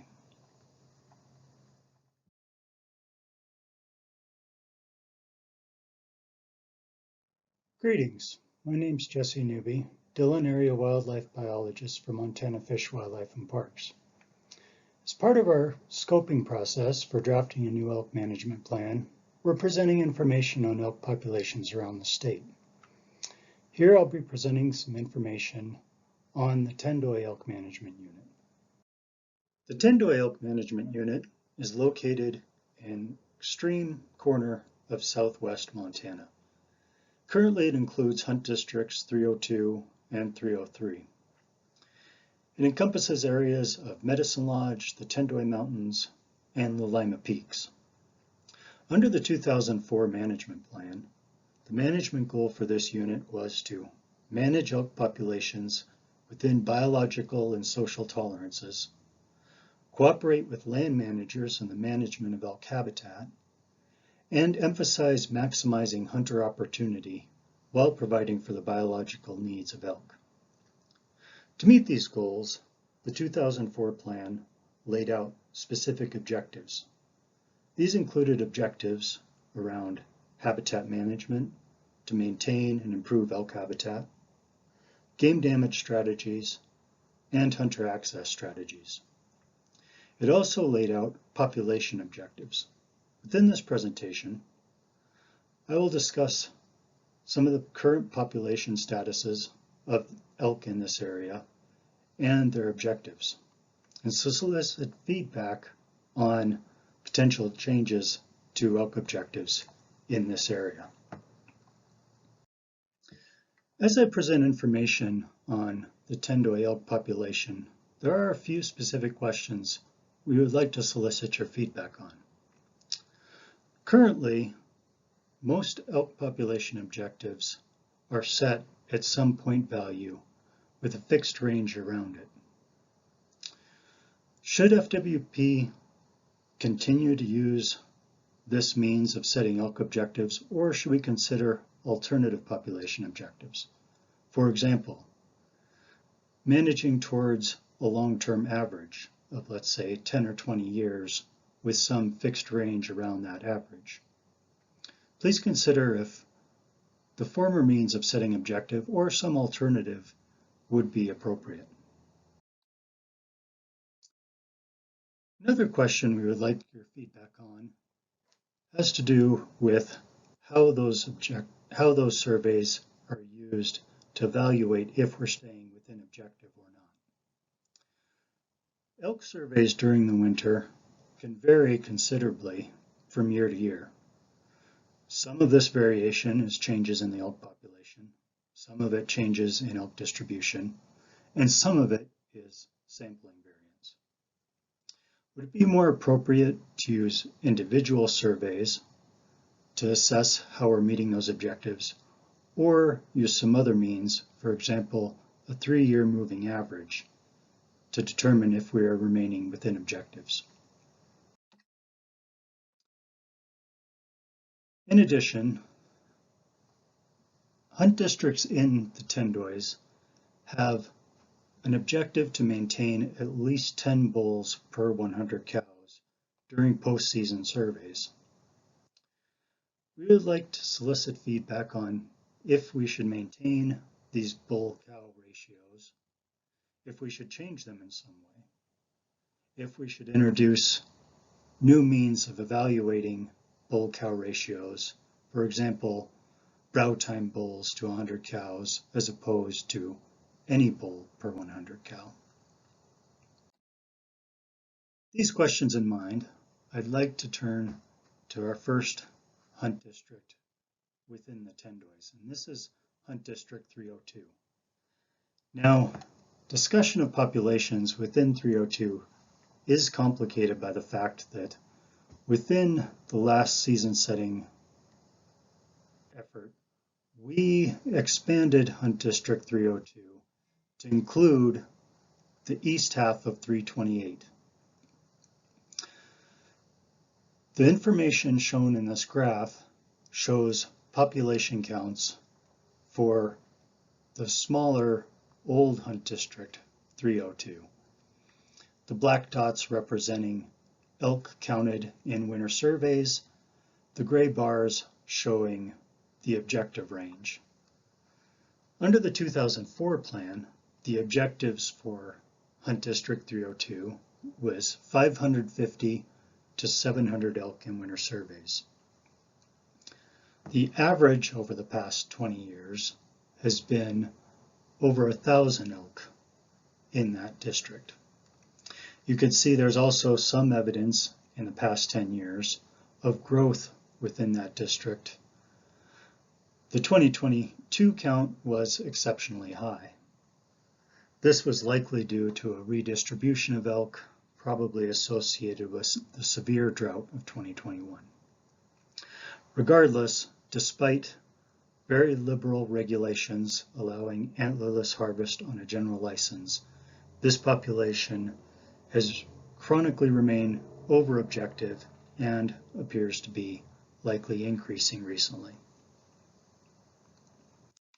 Now, as mentioned, Hunt District 302 was expanded to include half of Hunt District 328. I wanted to present at least some information on 328 for reference.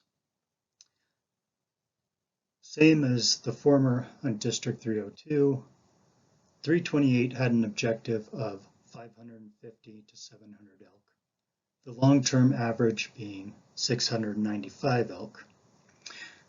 This population has roughly stayed within objective in recent years, though there has been a considerable amount of variation in those counts. Because of the expansion of 302 to include the west side of Medicine Lodge, I wanted to show you some information on the elk count within this expanded area of 302. This graph here depicts number of elk counted in winter surveys in black. The violet line here represents the average since 2012. The gray bars here represent the former objective range of 550 to 700 elk. Now, note with this inclusion of the west side of Medicine Lodge, that contributes a considerable number of elk to those counts. One alternative would be to apportion some of that former Hunt District 328's objective to this new area.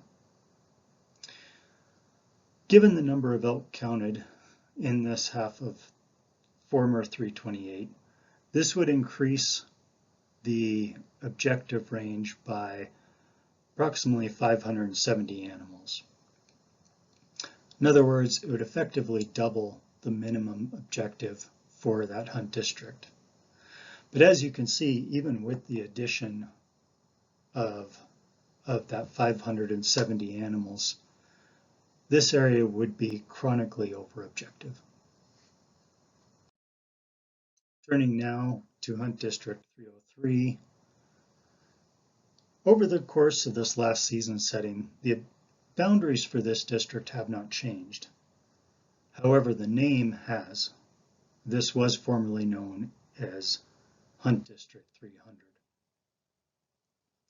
Again, in this graph, you can see elk counts over time in this district, represented in black, with the gray bars showing the objective range. The objectives for this district is somewhat higher at 700 elk to 900 elk. And over the past 20 years, the average has been 1,079 elk. There is some evidence that this population may have gone closer to meeting that objective range in recent years. So given the information shown here, we'd like you to consider if you think those current objectives are appropriate. Should they be increased, decreased? Should we maintain the current form of setting those objectives, or should we consider some alternate form? For example, using a long-term average of 5, 10, 20 years. Or should we entertain other approaches? As mentioned, these districts also have objectives set in terms of bull-cow ratios. Here you can see two graphs, one for Hunt District 302, the other for 303, showing observed bull-cow ratios over the past 10 years.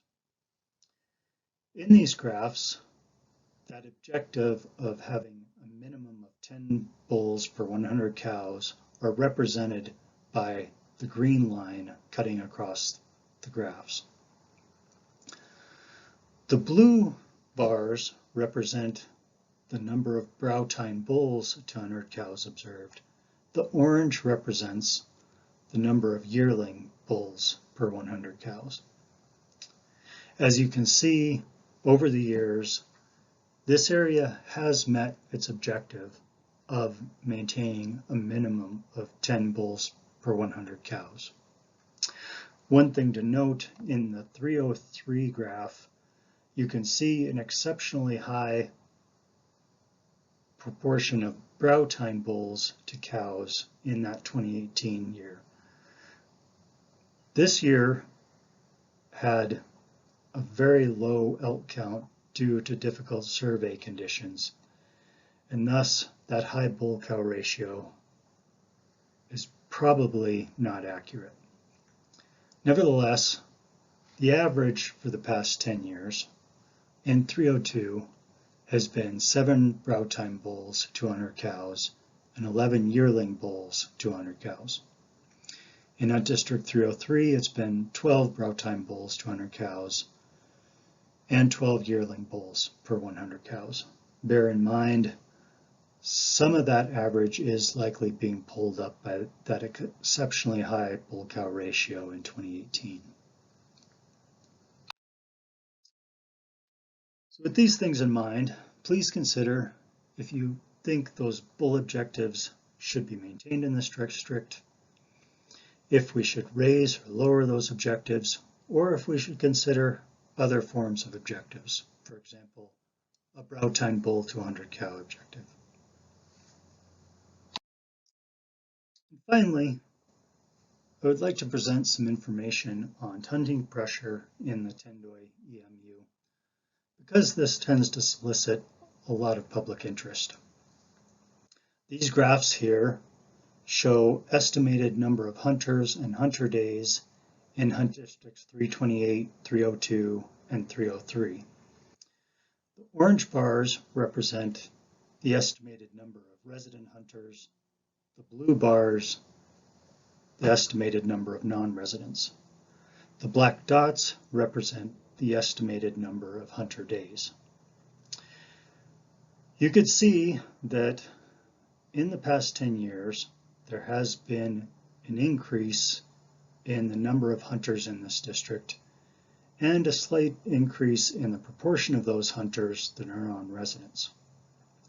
Overall, for the elk management unit, hunter numbers have increased by an estimated 44% in the last 10 years, and the number of hunter days has increased by 70%. This concludes the information I wanted to share with you concerning populations of elk in the Tendoy EMU. Please consider commenting through these different avenues. If you have any comments on those population objectives and the questions we presented. Of course, you can also feel free to comment on other aspects of elk management that you think would be appropriate to include in a new elk plan. If you have questions concerning elk populations in the Tendoys, feel free to contact me. You can find my contact information on the introductory slide. Thank you for your time.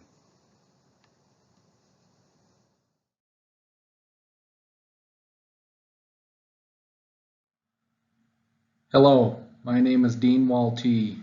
I'm the Fish, Wildlife and Parks wildlife biologist for Deer Elk Hunting Districts 320 and 322. Hunting District 320 encompasses the Tobacco Root Mountain Range between Whitehall and Virginia City. Hunting District 322 encompasses the Ruby, Greenhorn, Gravelly, Snowcrest, Centennial, and Blacktail Mountains between Twin Bridges and Monida.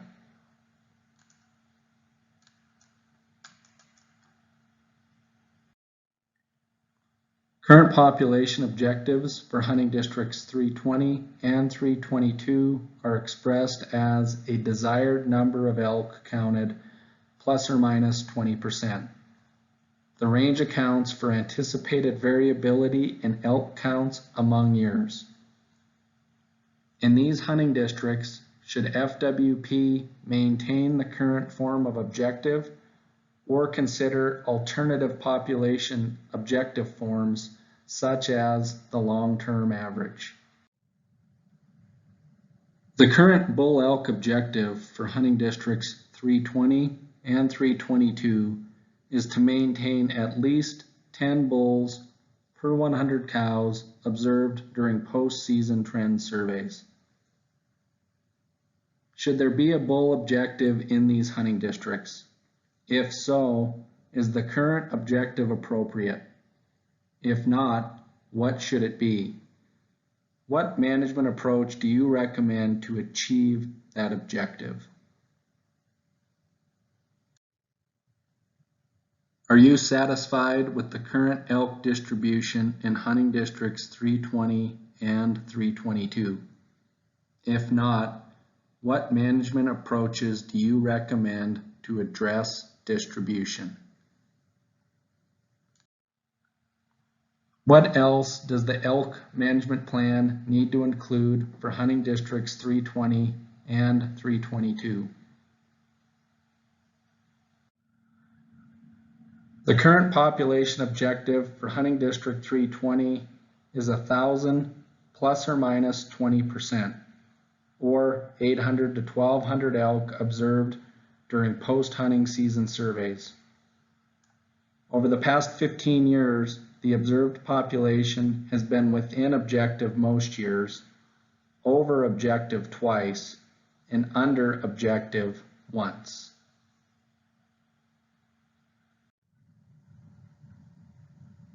The minimum bull objective of 10 per 100 cows has been met 30 of the last 32 survey years in hunting district 320.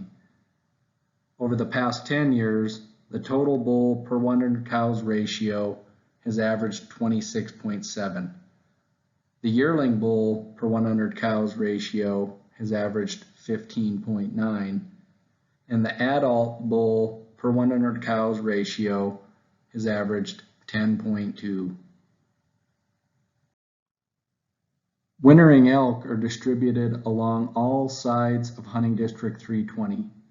The blue dots on the map represent approximate locations of elk groups observed during winter surveys over the past 15 years.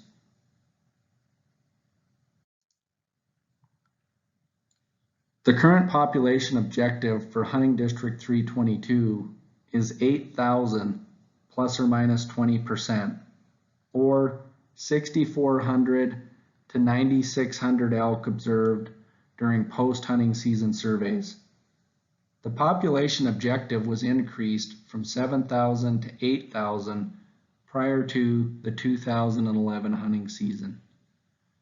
During the past 15 years, the observed population has been within or above management objective.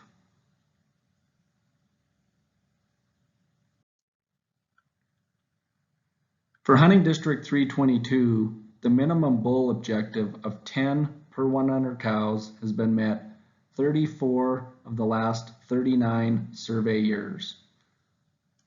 Over the past 10 years, the total bull per 100 cows ratio has averaged 29.4. The yearling bull per 100 cows ratio has averaged 16.3, and the adult bull per 100 cows ratio has averaged 13.1.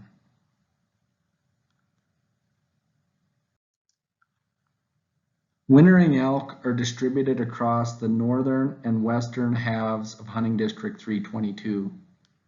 The blue dots on the right side map represent approximate locations of observed elk groups during winter surveys over the past 15 years.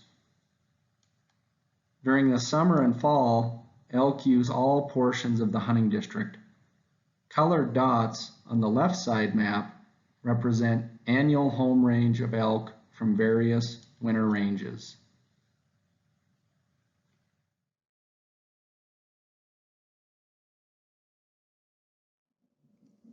This presentation will include Bozeman area hunting districts.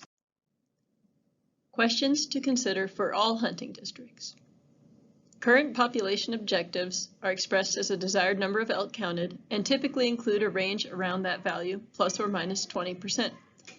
This range accounts for the anticipated variability in elk counts among years.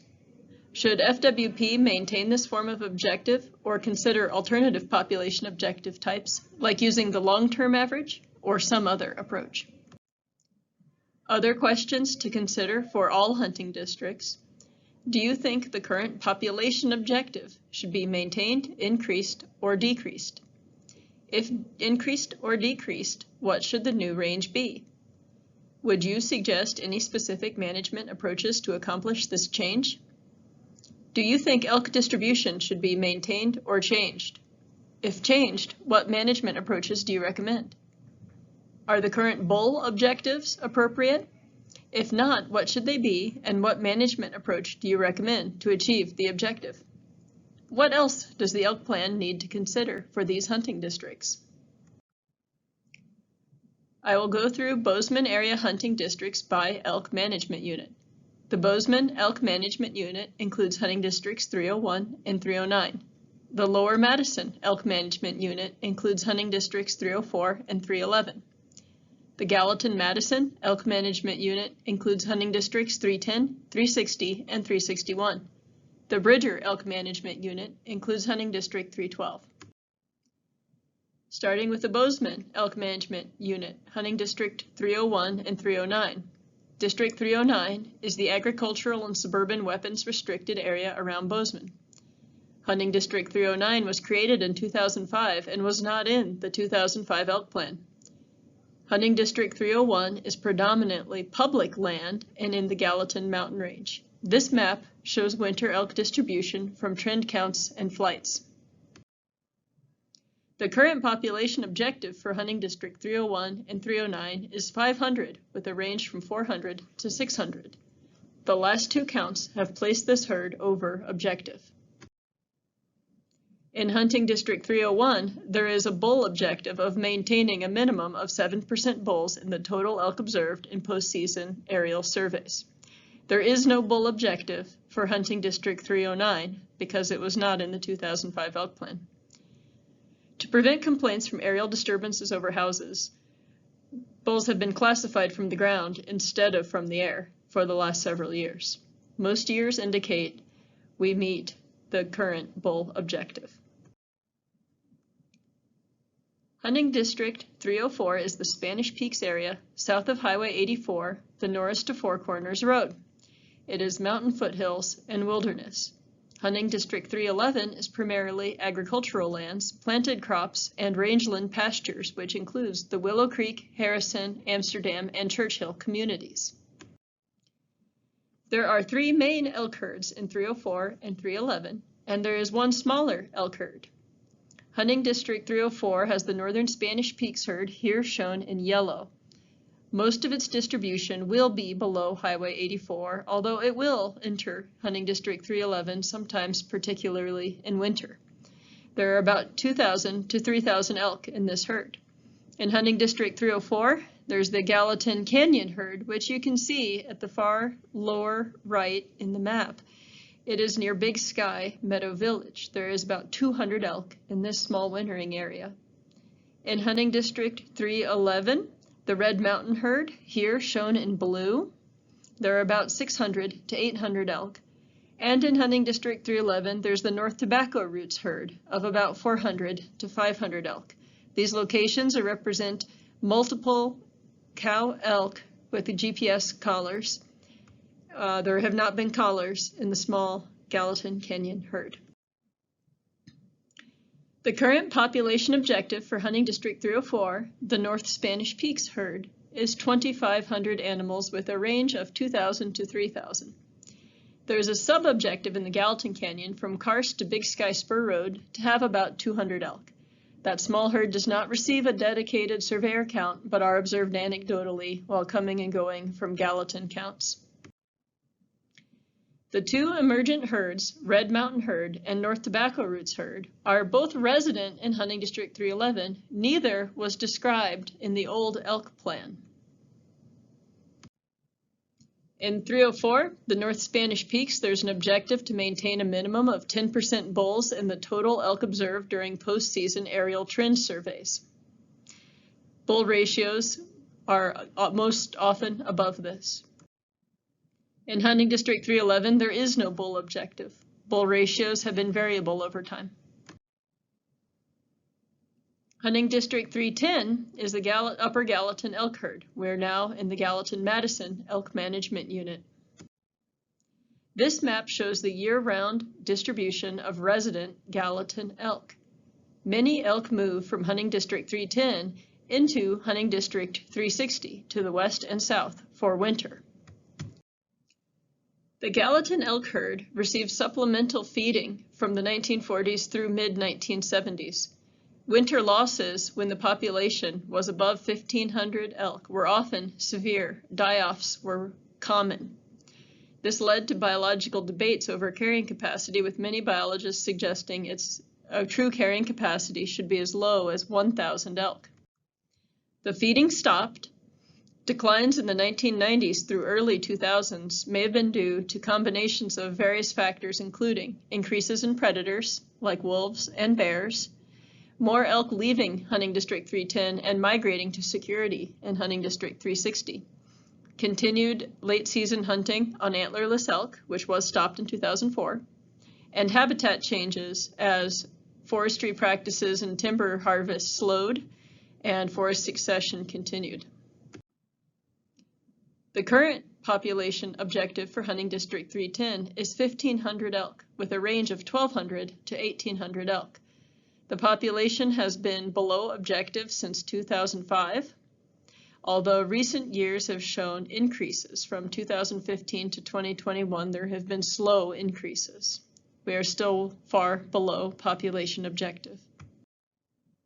In Hunting District 310, there's a bull objective to maintain a minimum of 10% bulls in the total elk observed during postseason aerial trend surveys. We meet this ratio in most years. Moving to Hunting District 360 to the west of District 310. The 2005 elk plan has 3 objectives. An objective for the Hunting District 360 North herd, a Hunting District 360 South herd, and the old Hunting District 362 herd, pictured here to your right. These data were taken from the 1970s and 80s, and they informed the elk plan's objectives. However, more recent radio collar data indicate that the Hunting District 360 South and the Hunting District 362 herds are not significantly different. They're the same herd. Collaring data 2018 to 2020 did not include collaring in the Jack Creek area of North District 360, and there still is a separate herd unit there that stays mostly north of the Ennis Airport. This supports the idea that there are 2 herds in the Madison that could have unique or combined objectives. The current population objective for Hunting District 360 North is 1,200 elk. This is for the elk north of the Ennis Airport. This herd has long been above objective, but the most recent count finally places it within objective. Combining Hunting District 360 South and Hunting District 362, the combined objective under the 2005 elk plan would be 3,500 elk. This district is most often at the high end of objective or over objective range. The most recent count places it about 800 elk over population objective range. In Hunting District 360, there's a bull objective to maintain a minimum of 10% bulls in the total number of elk observed during postseason aerial trend surveys. In most years, we will meet this bull objective. In Hunting District 361, which is to the south of District 360 and adjacent to Yellowstone National Park, this is a high elevation range. Few elk winter in Hunting District 361, and annual surveys are not run in this district. Given that few elk winter in this area, there has not been an explicit population objective for this hunting district. No objective exists in the 2005 elk plan. Elk harvest data does indicate between 20 and 80 elk will be harvested on the general license annually. In Hunting District 361, there is a bull objective to maintain a minimum of 10% bulls in the total elk observed during postseason aerial trend surveys. However, due to few entering elk, no postseason surveys are conducted. Moving to the Bridger Elk Management Unit north of Bozeman, the Bridger Elk Management Unit contains districts 312, 390, and 393. 390 and 393 will be discussed later. There are numerous elk herds in this elk management unit, 2 of which have had recent radio collar data. This distribution map shows GPS data for the 2 herds that have been collared, but there are other herds which have not received radio collars. These are represented roughly by green ovals. In Hunting District 312, the current population objective is 600. This population has been over objective in most years. In Hunting District 312, there is a bull objective to maintain a minimum of 45 bulls counted during postseason surveys, or at least 7% of total elk counted are bulls. Both objectives are readily met.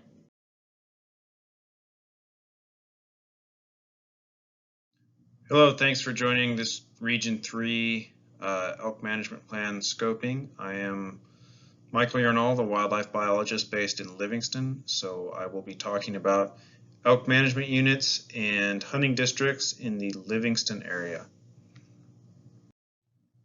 Before I get too far along, I just want to remind everyone that you can submit comments on this new elk plan scoping in a variety of ways, either online at the FWP website, via mail, or you can email them to the address shown here.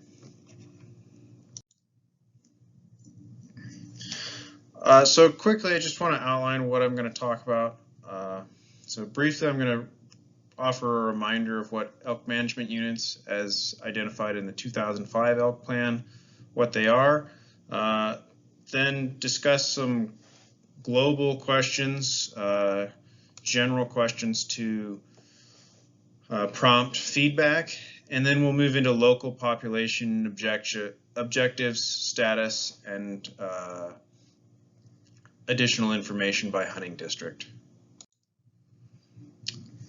So a reminder, elk management units, or EMUs, are typically some group of hunting districts that usually share similar ecological characteristics, management challenges, similar hunting opportunities, and in most cases they encompass most of the year-long range of the major elk populations within the EMU. Now this map here shows the northern Yellowstone Emu, which includes 313 and 316, which is obviously a notable exception to that last point, because we know that the northern Yellowstone EMU has many elk that are migratory and spend their summers in Yellowstone National Park. So moving into our broad overarching questions, there's a couple of different categories, and the first one has to do with population objectives. And so first, a reminder that the current population objectives in the 2005 plan are usually expressed as a total number of elk observed and then include a range around that value. So usually plus or minus 20%, and that helps to account for variability that occurs among elk counts during years, and that's sampling variability that may be due to different snow conditions or other conditions when we fly and search for elk that are not related to actual changes in the population size up or down. So the first question is, should FWP maintain that current form of an objective with a point value and a fixed range, or should we consider alternative population forms like using the long-term average plus or minus 20%? That's something similar to what's identified in the adaptive harvest management for mule deer, or some other approach that we might establish a population objective by. Related to that, there's another question, and a reminder that elk populations are usually classified into objective status using the annual or biennial survey data, so using the data from 1 year to determine whether a population is at, below, or above objective. Given that there's often variation among surveys, we're asking, would it be more appropriate to use the individual surveys, which is the current practice, or some sort of running average, like a 3-year average of the past 3 years to determine the objective status? Or is there some other approach that you might recommend? Our next set of global overarching questions has to do with bull objectives. And so the 2005 plan identifies for some hunting districts and EMUs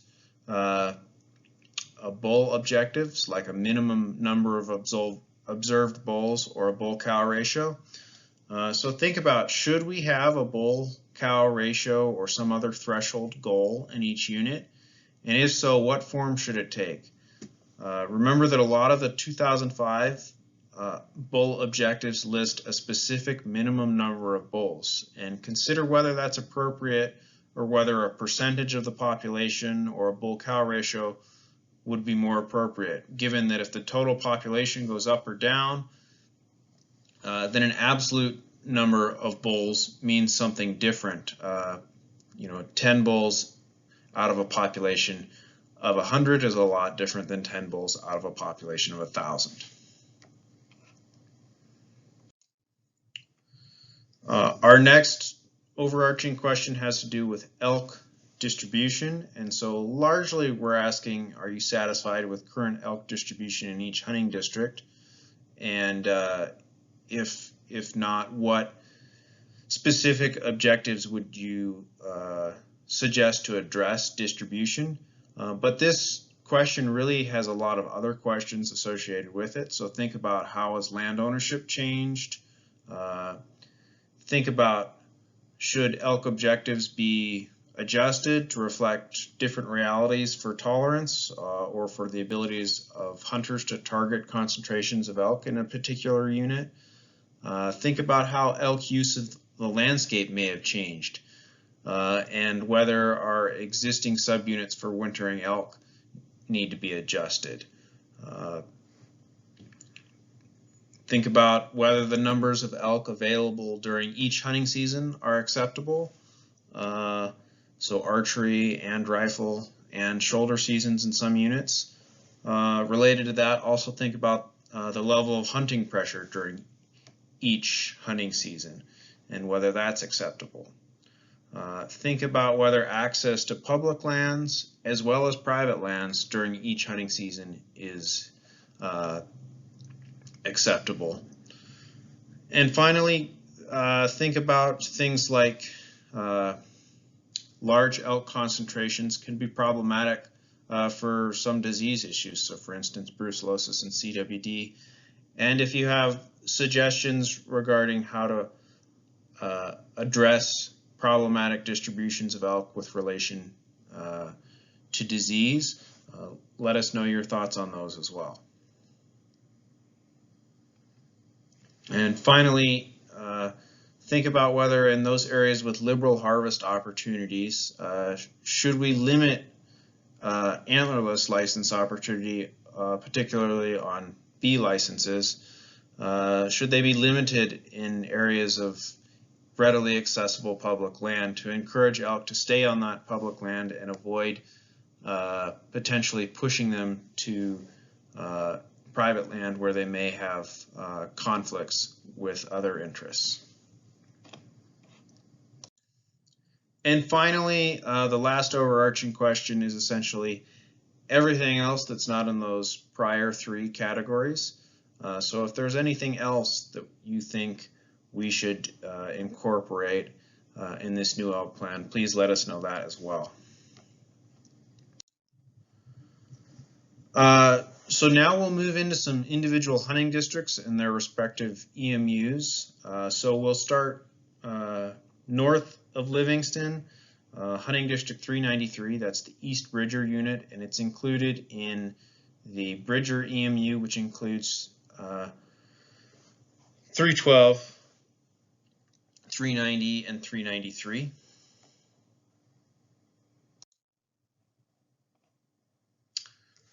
The objective range identified in the 2005 plan was set at 1,200 to 800 for 393, and that's shown in this graph by the gray ribbon, and our annual population surveys with the number of observed elk is shown by the black points with the dotted lines. So you can see that we've never really come close to reducing the population to that level, even with the extended harvest opportunities that have been available for the last several years. In fact, harvest in this district was highest in 2014 and 2015 before the implementation of shoulder seasons. So even with those extended seasons, we haven't approached the harvest levels we saw in those 2 years. And in more recently, the past 2 years, antlerless harvest has been less than half of the 2015 level.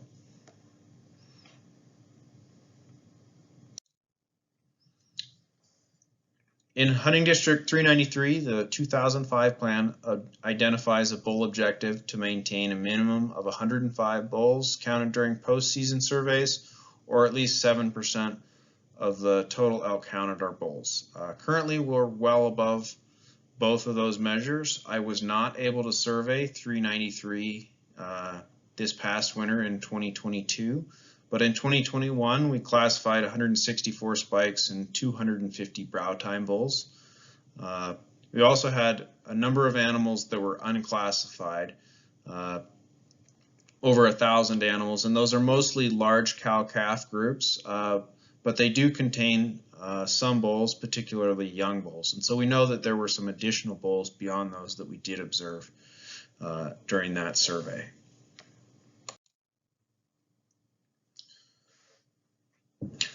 This is just a reminder to let us know if you have thoughts regarding elk distribution in 393 and those questions I identified earlier.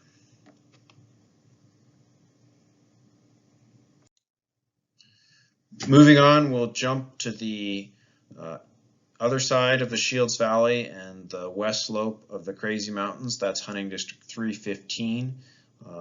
This is the Crazy Mountains EMU. So 315 also shares this EMU with hunting district 580 on the other side of the Crazies. The 2005 plan identified an objective of 800 to 1,000 animals, and the most recent count in 2022 counted right at 2,500 animals. So we've seen a substantial increase in the number of animals wintering in 315 in recent years. Moving to bull objectives in 315, the 2005 plan has a bull objective to observe at least 80 bulls during postseason aerial surveys. In 2022, we classified 95 spikes, 110 brow tine bulls, and like 393 the previous year, there were many unclassified elk, so we know that there were some additional animals that were bulls. So think about whether a bull objective should be included in 315 and what form it might take if you think one should be identified. Also think about the landscape that elk use in hunting district 315 and how that would influence the effectiveness of management towards any potential bull objective. This is a unit where I wouldn't expect we'd have appreciably lower bull ratios than we do now, even given the current general license structure. Just given the landscape and how elk are distributed and the ability of hunters to target elk concentrations. So moving on to elk distribution in 315, one thing to note here is that we've seen more elk in the southern and northern ends of 315 in recent surveys. So it's probable that some of these animals have moved from hunting district 580 to winter in 315. And so that big growth we've observed in the number of observed elk in 315 in recent years is likely not just due to recruitment. And I suspect that some of that substantial growth in recent years is due to immigration in part. So again, we're asking, are you satisfied with elk distribution in hunting district 315, and do you have any specific suggestions to address elk distribution? Moving south of the interstate, we'll move to hunting district 314. This was included in the Gallatin-Madison EMU and lumped in with a number of hunting districts that were further to the west across the Gallatin drainage and across to the east side of the Madison Valley. However, newer GPS data shows that it would be more reasonable to make this unit a standalone EMU, as there's limited movement between elk that were collared in 314 to areas further west.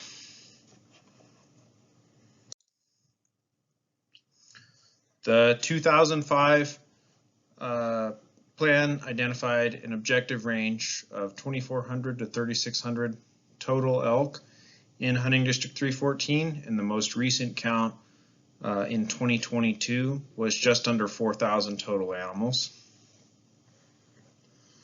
However, I should make note that there's been sort of a divergence in population trends depending on where you are in hunting district 314, and so I'll talk about that more when we get to elk distribution.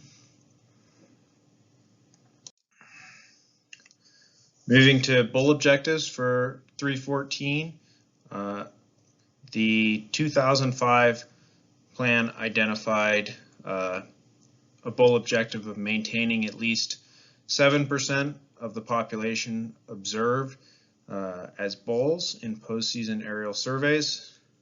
Currently, we're well above this objective, even accounting for the fact that we are a bit above the total objective for Hunting District 314. I flew this district last late winter, and we classified 76 spikes and 345 brow tine bulls. It was pretty windy that day, and there were a number of groups of elk that we were unable to fly low enough to safely classify. So I ended up with over 2,000 unclassified animals.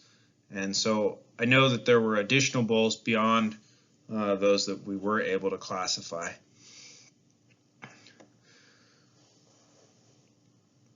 So again, think about whether Hunting District 314 should have a bull objective, and think about elk use of the landscape in 314 and how that might influence our ability to manage towards any potential bull objective.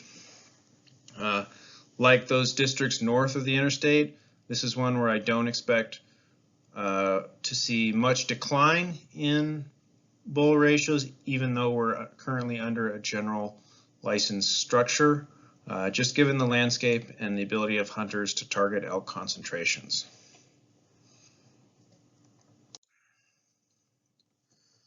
So as I mentioned, there's some important notes to make on Hunting District 314 elk distribution. And so the population trend has generally diverged in recent years. So generally, the further north you are, the more over objective we've been, and the further south you are, the opposite has been true. Until just last winter or the winter before, we were primarily above objective north of Big Creek and below objective south of Big Creek. Recently, we've come within objective for subunits immediately south of Big Creek, but remain below objective at the far southern end of Hunting District 314. That's primarily the Tom Minor Basin area. So again, we're asking, are you satisfied with the elk distribution in Hunting District 314? And what suggestions would you make relative to elk distribution in this hunting district? We'll jump east across the Yellowstone River to Hunting District 317. This is the Absaroka EMU, and Hunting District 317 is included with old Hunting Districts 520 and 560. The new hunting district names as a result of last year's season setting and regulation simplification are 525 and 565. So hunting districts further east towards the Boulder and Stillwater drainages.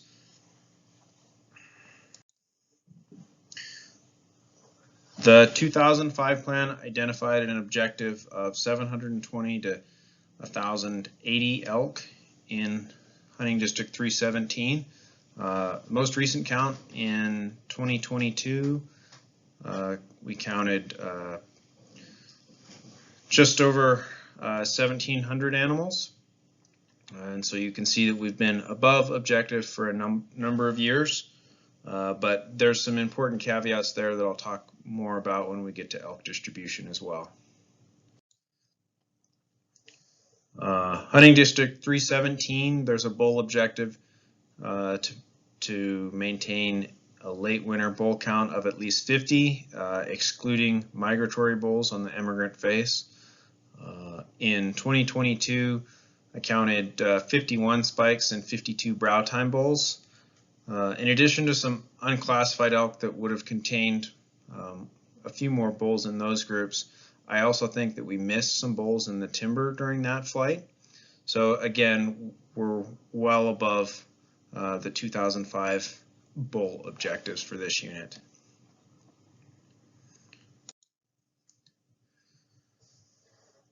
Hunting District 317 can receive temporary movements from other hunting districts. It's not uncommon for the number of elk wintering in 317 to be influenced by movements from adjacent hunting districts.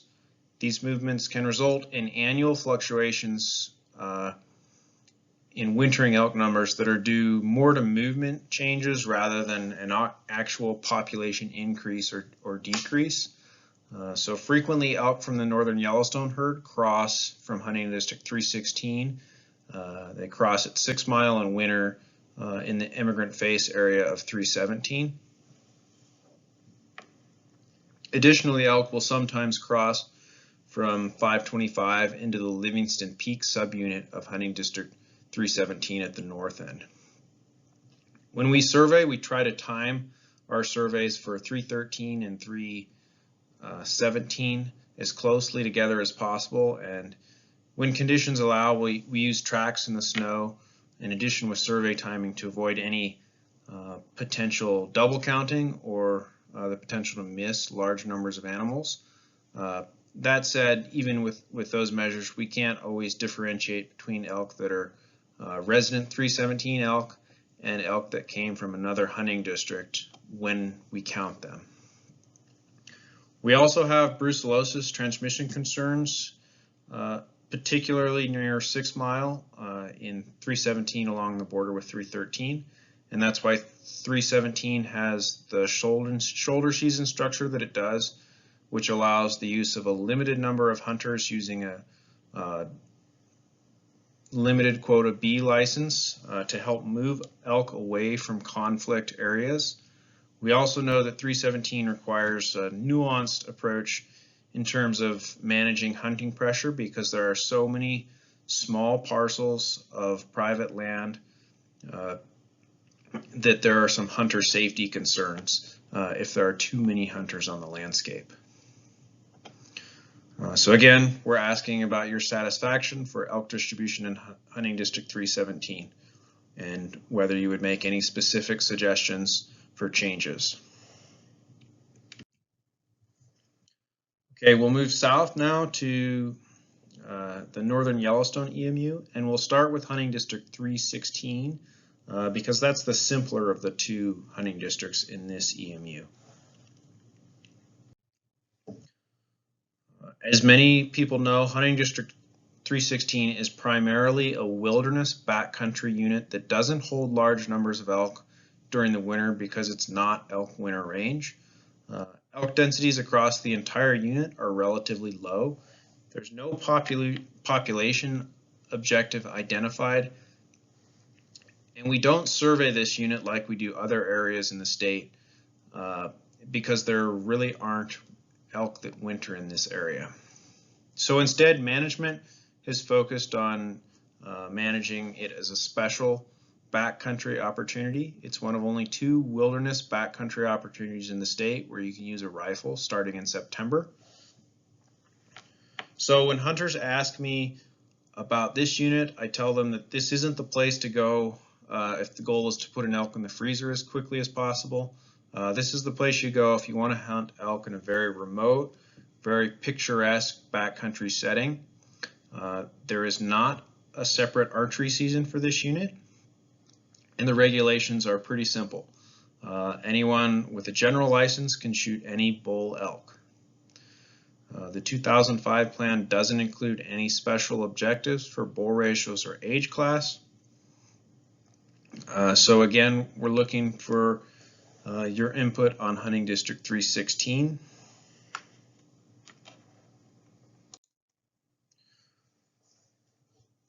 So moving west to Hunting District 316, this is the Gardner unit, also in the northern Yellowstone EMU.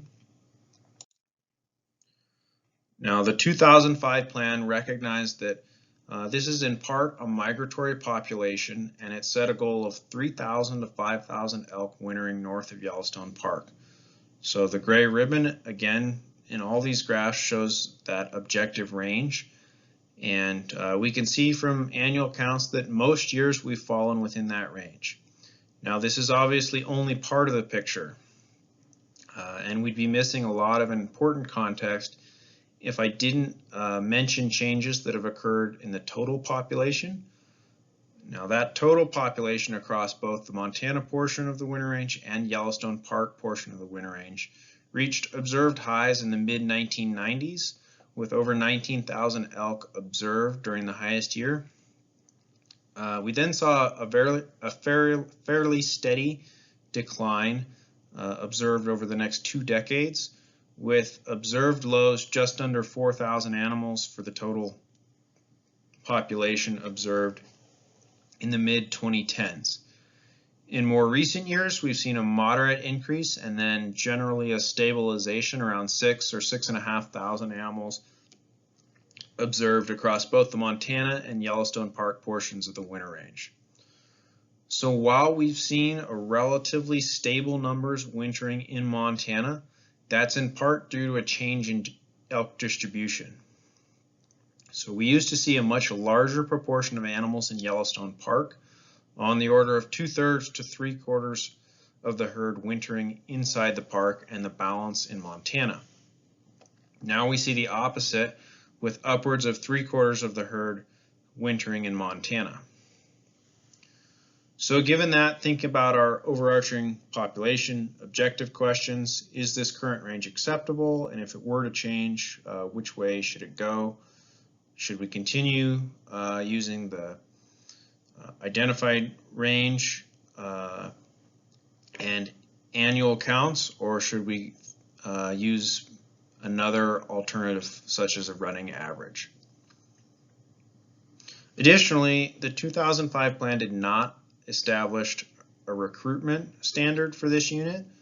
So for instance, a cow-calf ratio. At the current population level, some additional regulated antlerless harvests could be possible while still trying to manage a stable population. So should the new plan consider a recruitment standard that the level of potential antlerless harvest could be indexed to? So let's move to bull status in 313. This is a topic that's been intensely debated in the past. So highlighted in yellow on this table are the bull-cow ratios observed during the 2022 classification survey. Now these numbers are slightly lower than the previous year, but not that much different. In recent years, we've seen about 3.5 brow time bulls per 100 cows and about 10 total bulls per 100 cows when spikes are included.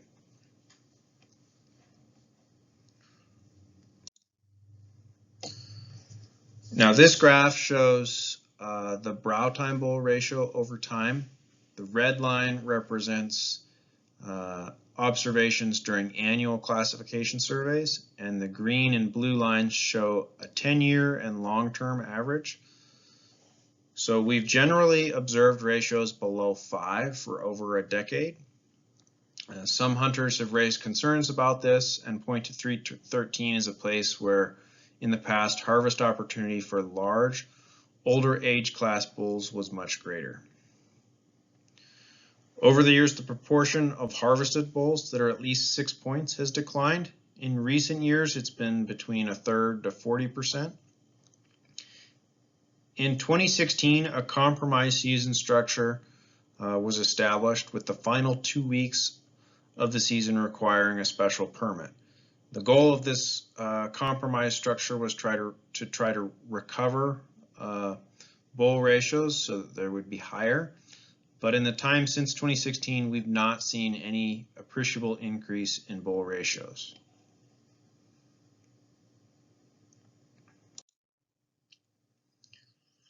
So this is where we're looking for input from the public on 313 bull objectives. Again, just like other hunting districts, think about whether 313 should include any bull objectives and what they might look like. Examples could include a total bull or brow time bull to cow ratios, or a percentage of observed bulls that are brow timed or that are 6 points or larger. Also think about how those objectives might be achieved, particularly in light of the fact that current season structure has not reduced bull harvest and led to increased numbers of older age class animals.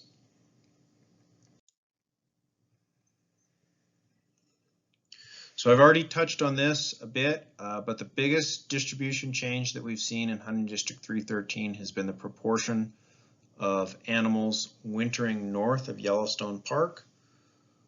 One point that some hunters have raised to me and for the public to consider is, how do stakeholders feel about harvest, whether that's bull harvest or antlerless harvest? So how do people feel about harvest levels, knowing that the proportion of the population potentially subject to harvest is greater? Some hunters have told me they felt better about historically higher levels of harvest, knowing that a large chunk of the population was unavailable for harvest, essentially a reserve portion in Yellowstone Park, but that increased harvest levels might concern them now, given that less of the population winters in Yellowstone Park. We've also observed some changes in migration timing in Hunting District 313.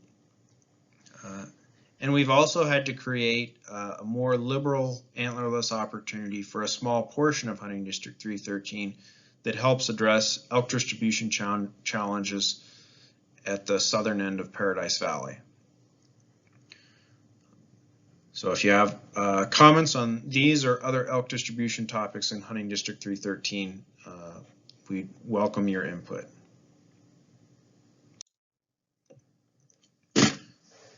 And that's it for all the hunting districts in the Livingston area. And a reminder that you can comment in a variety of ways shown here on this slide, either online, via mail or email. Thank you.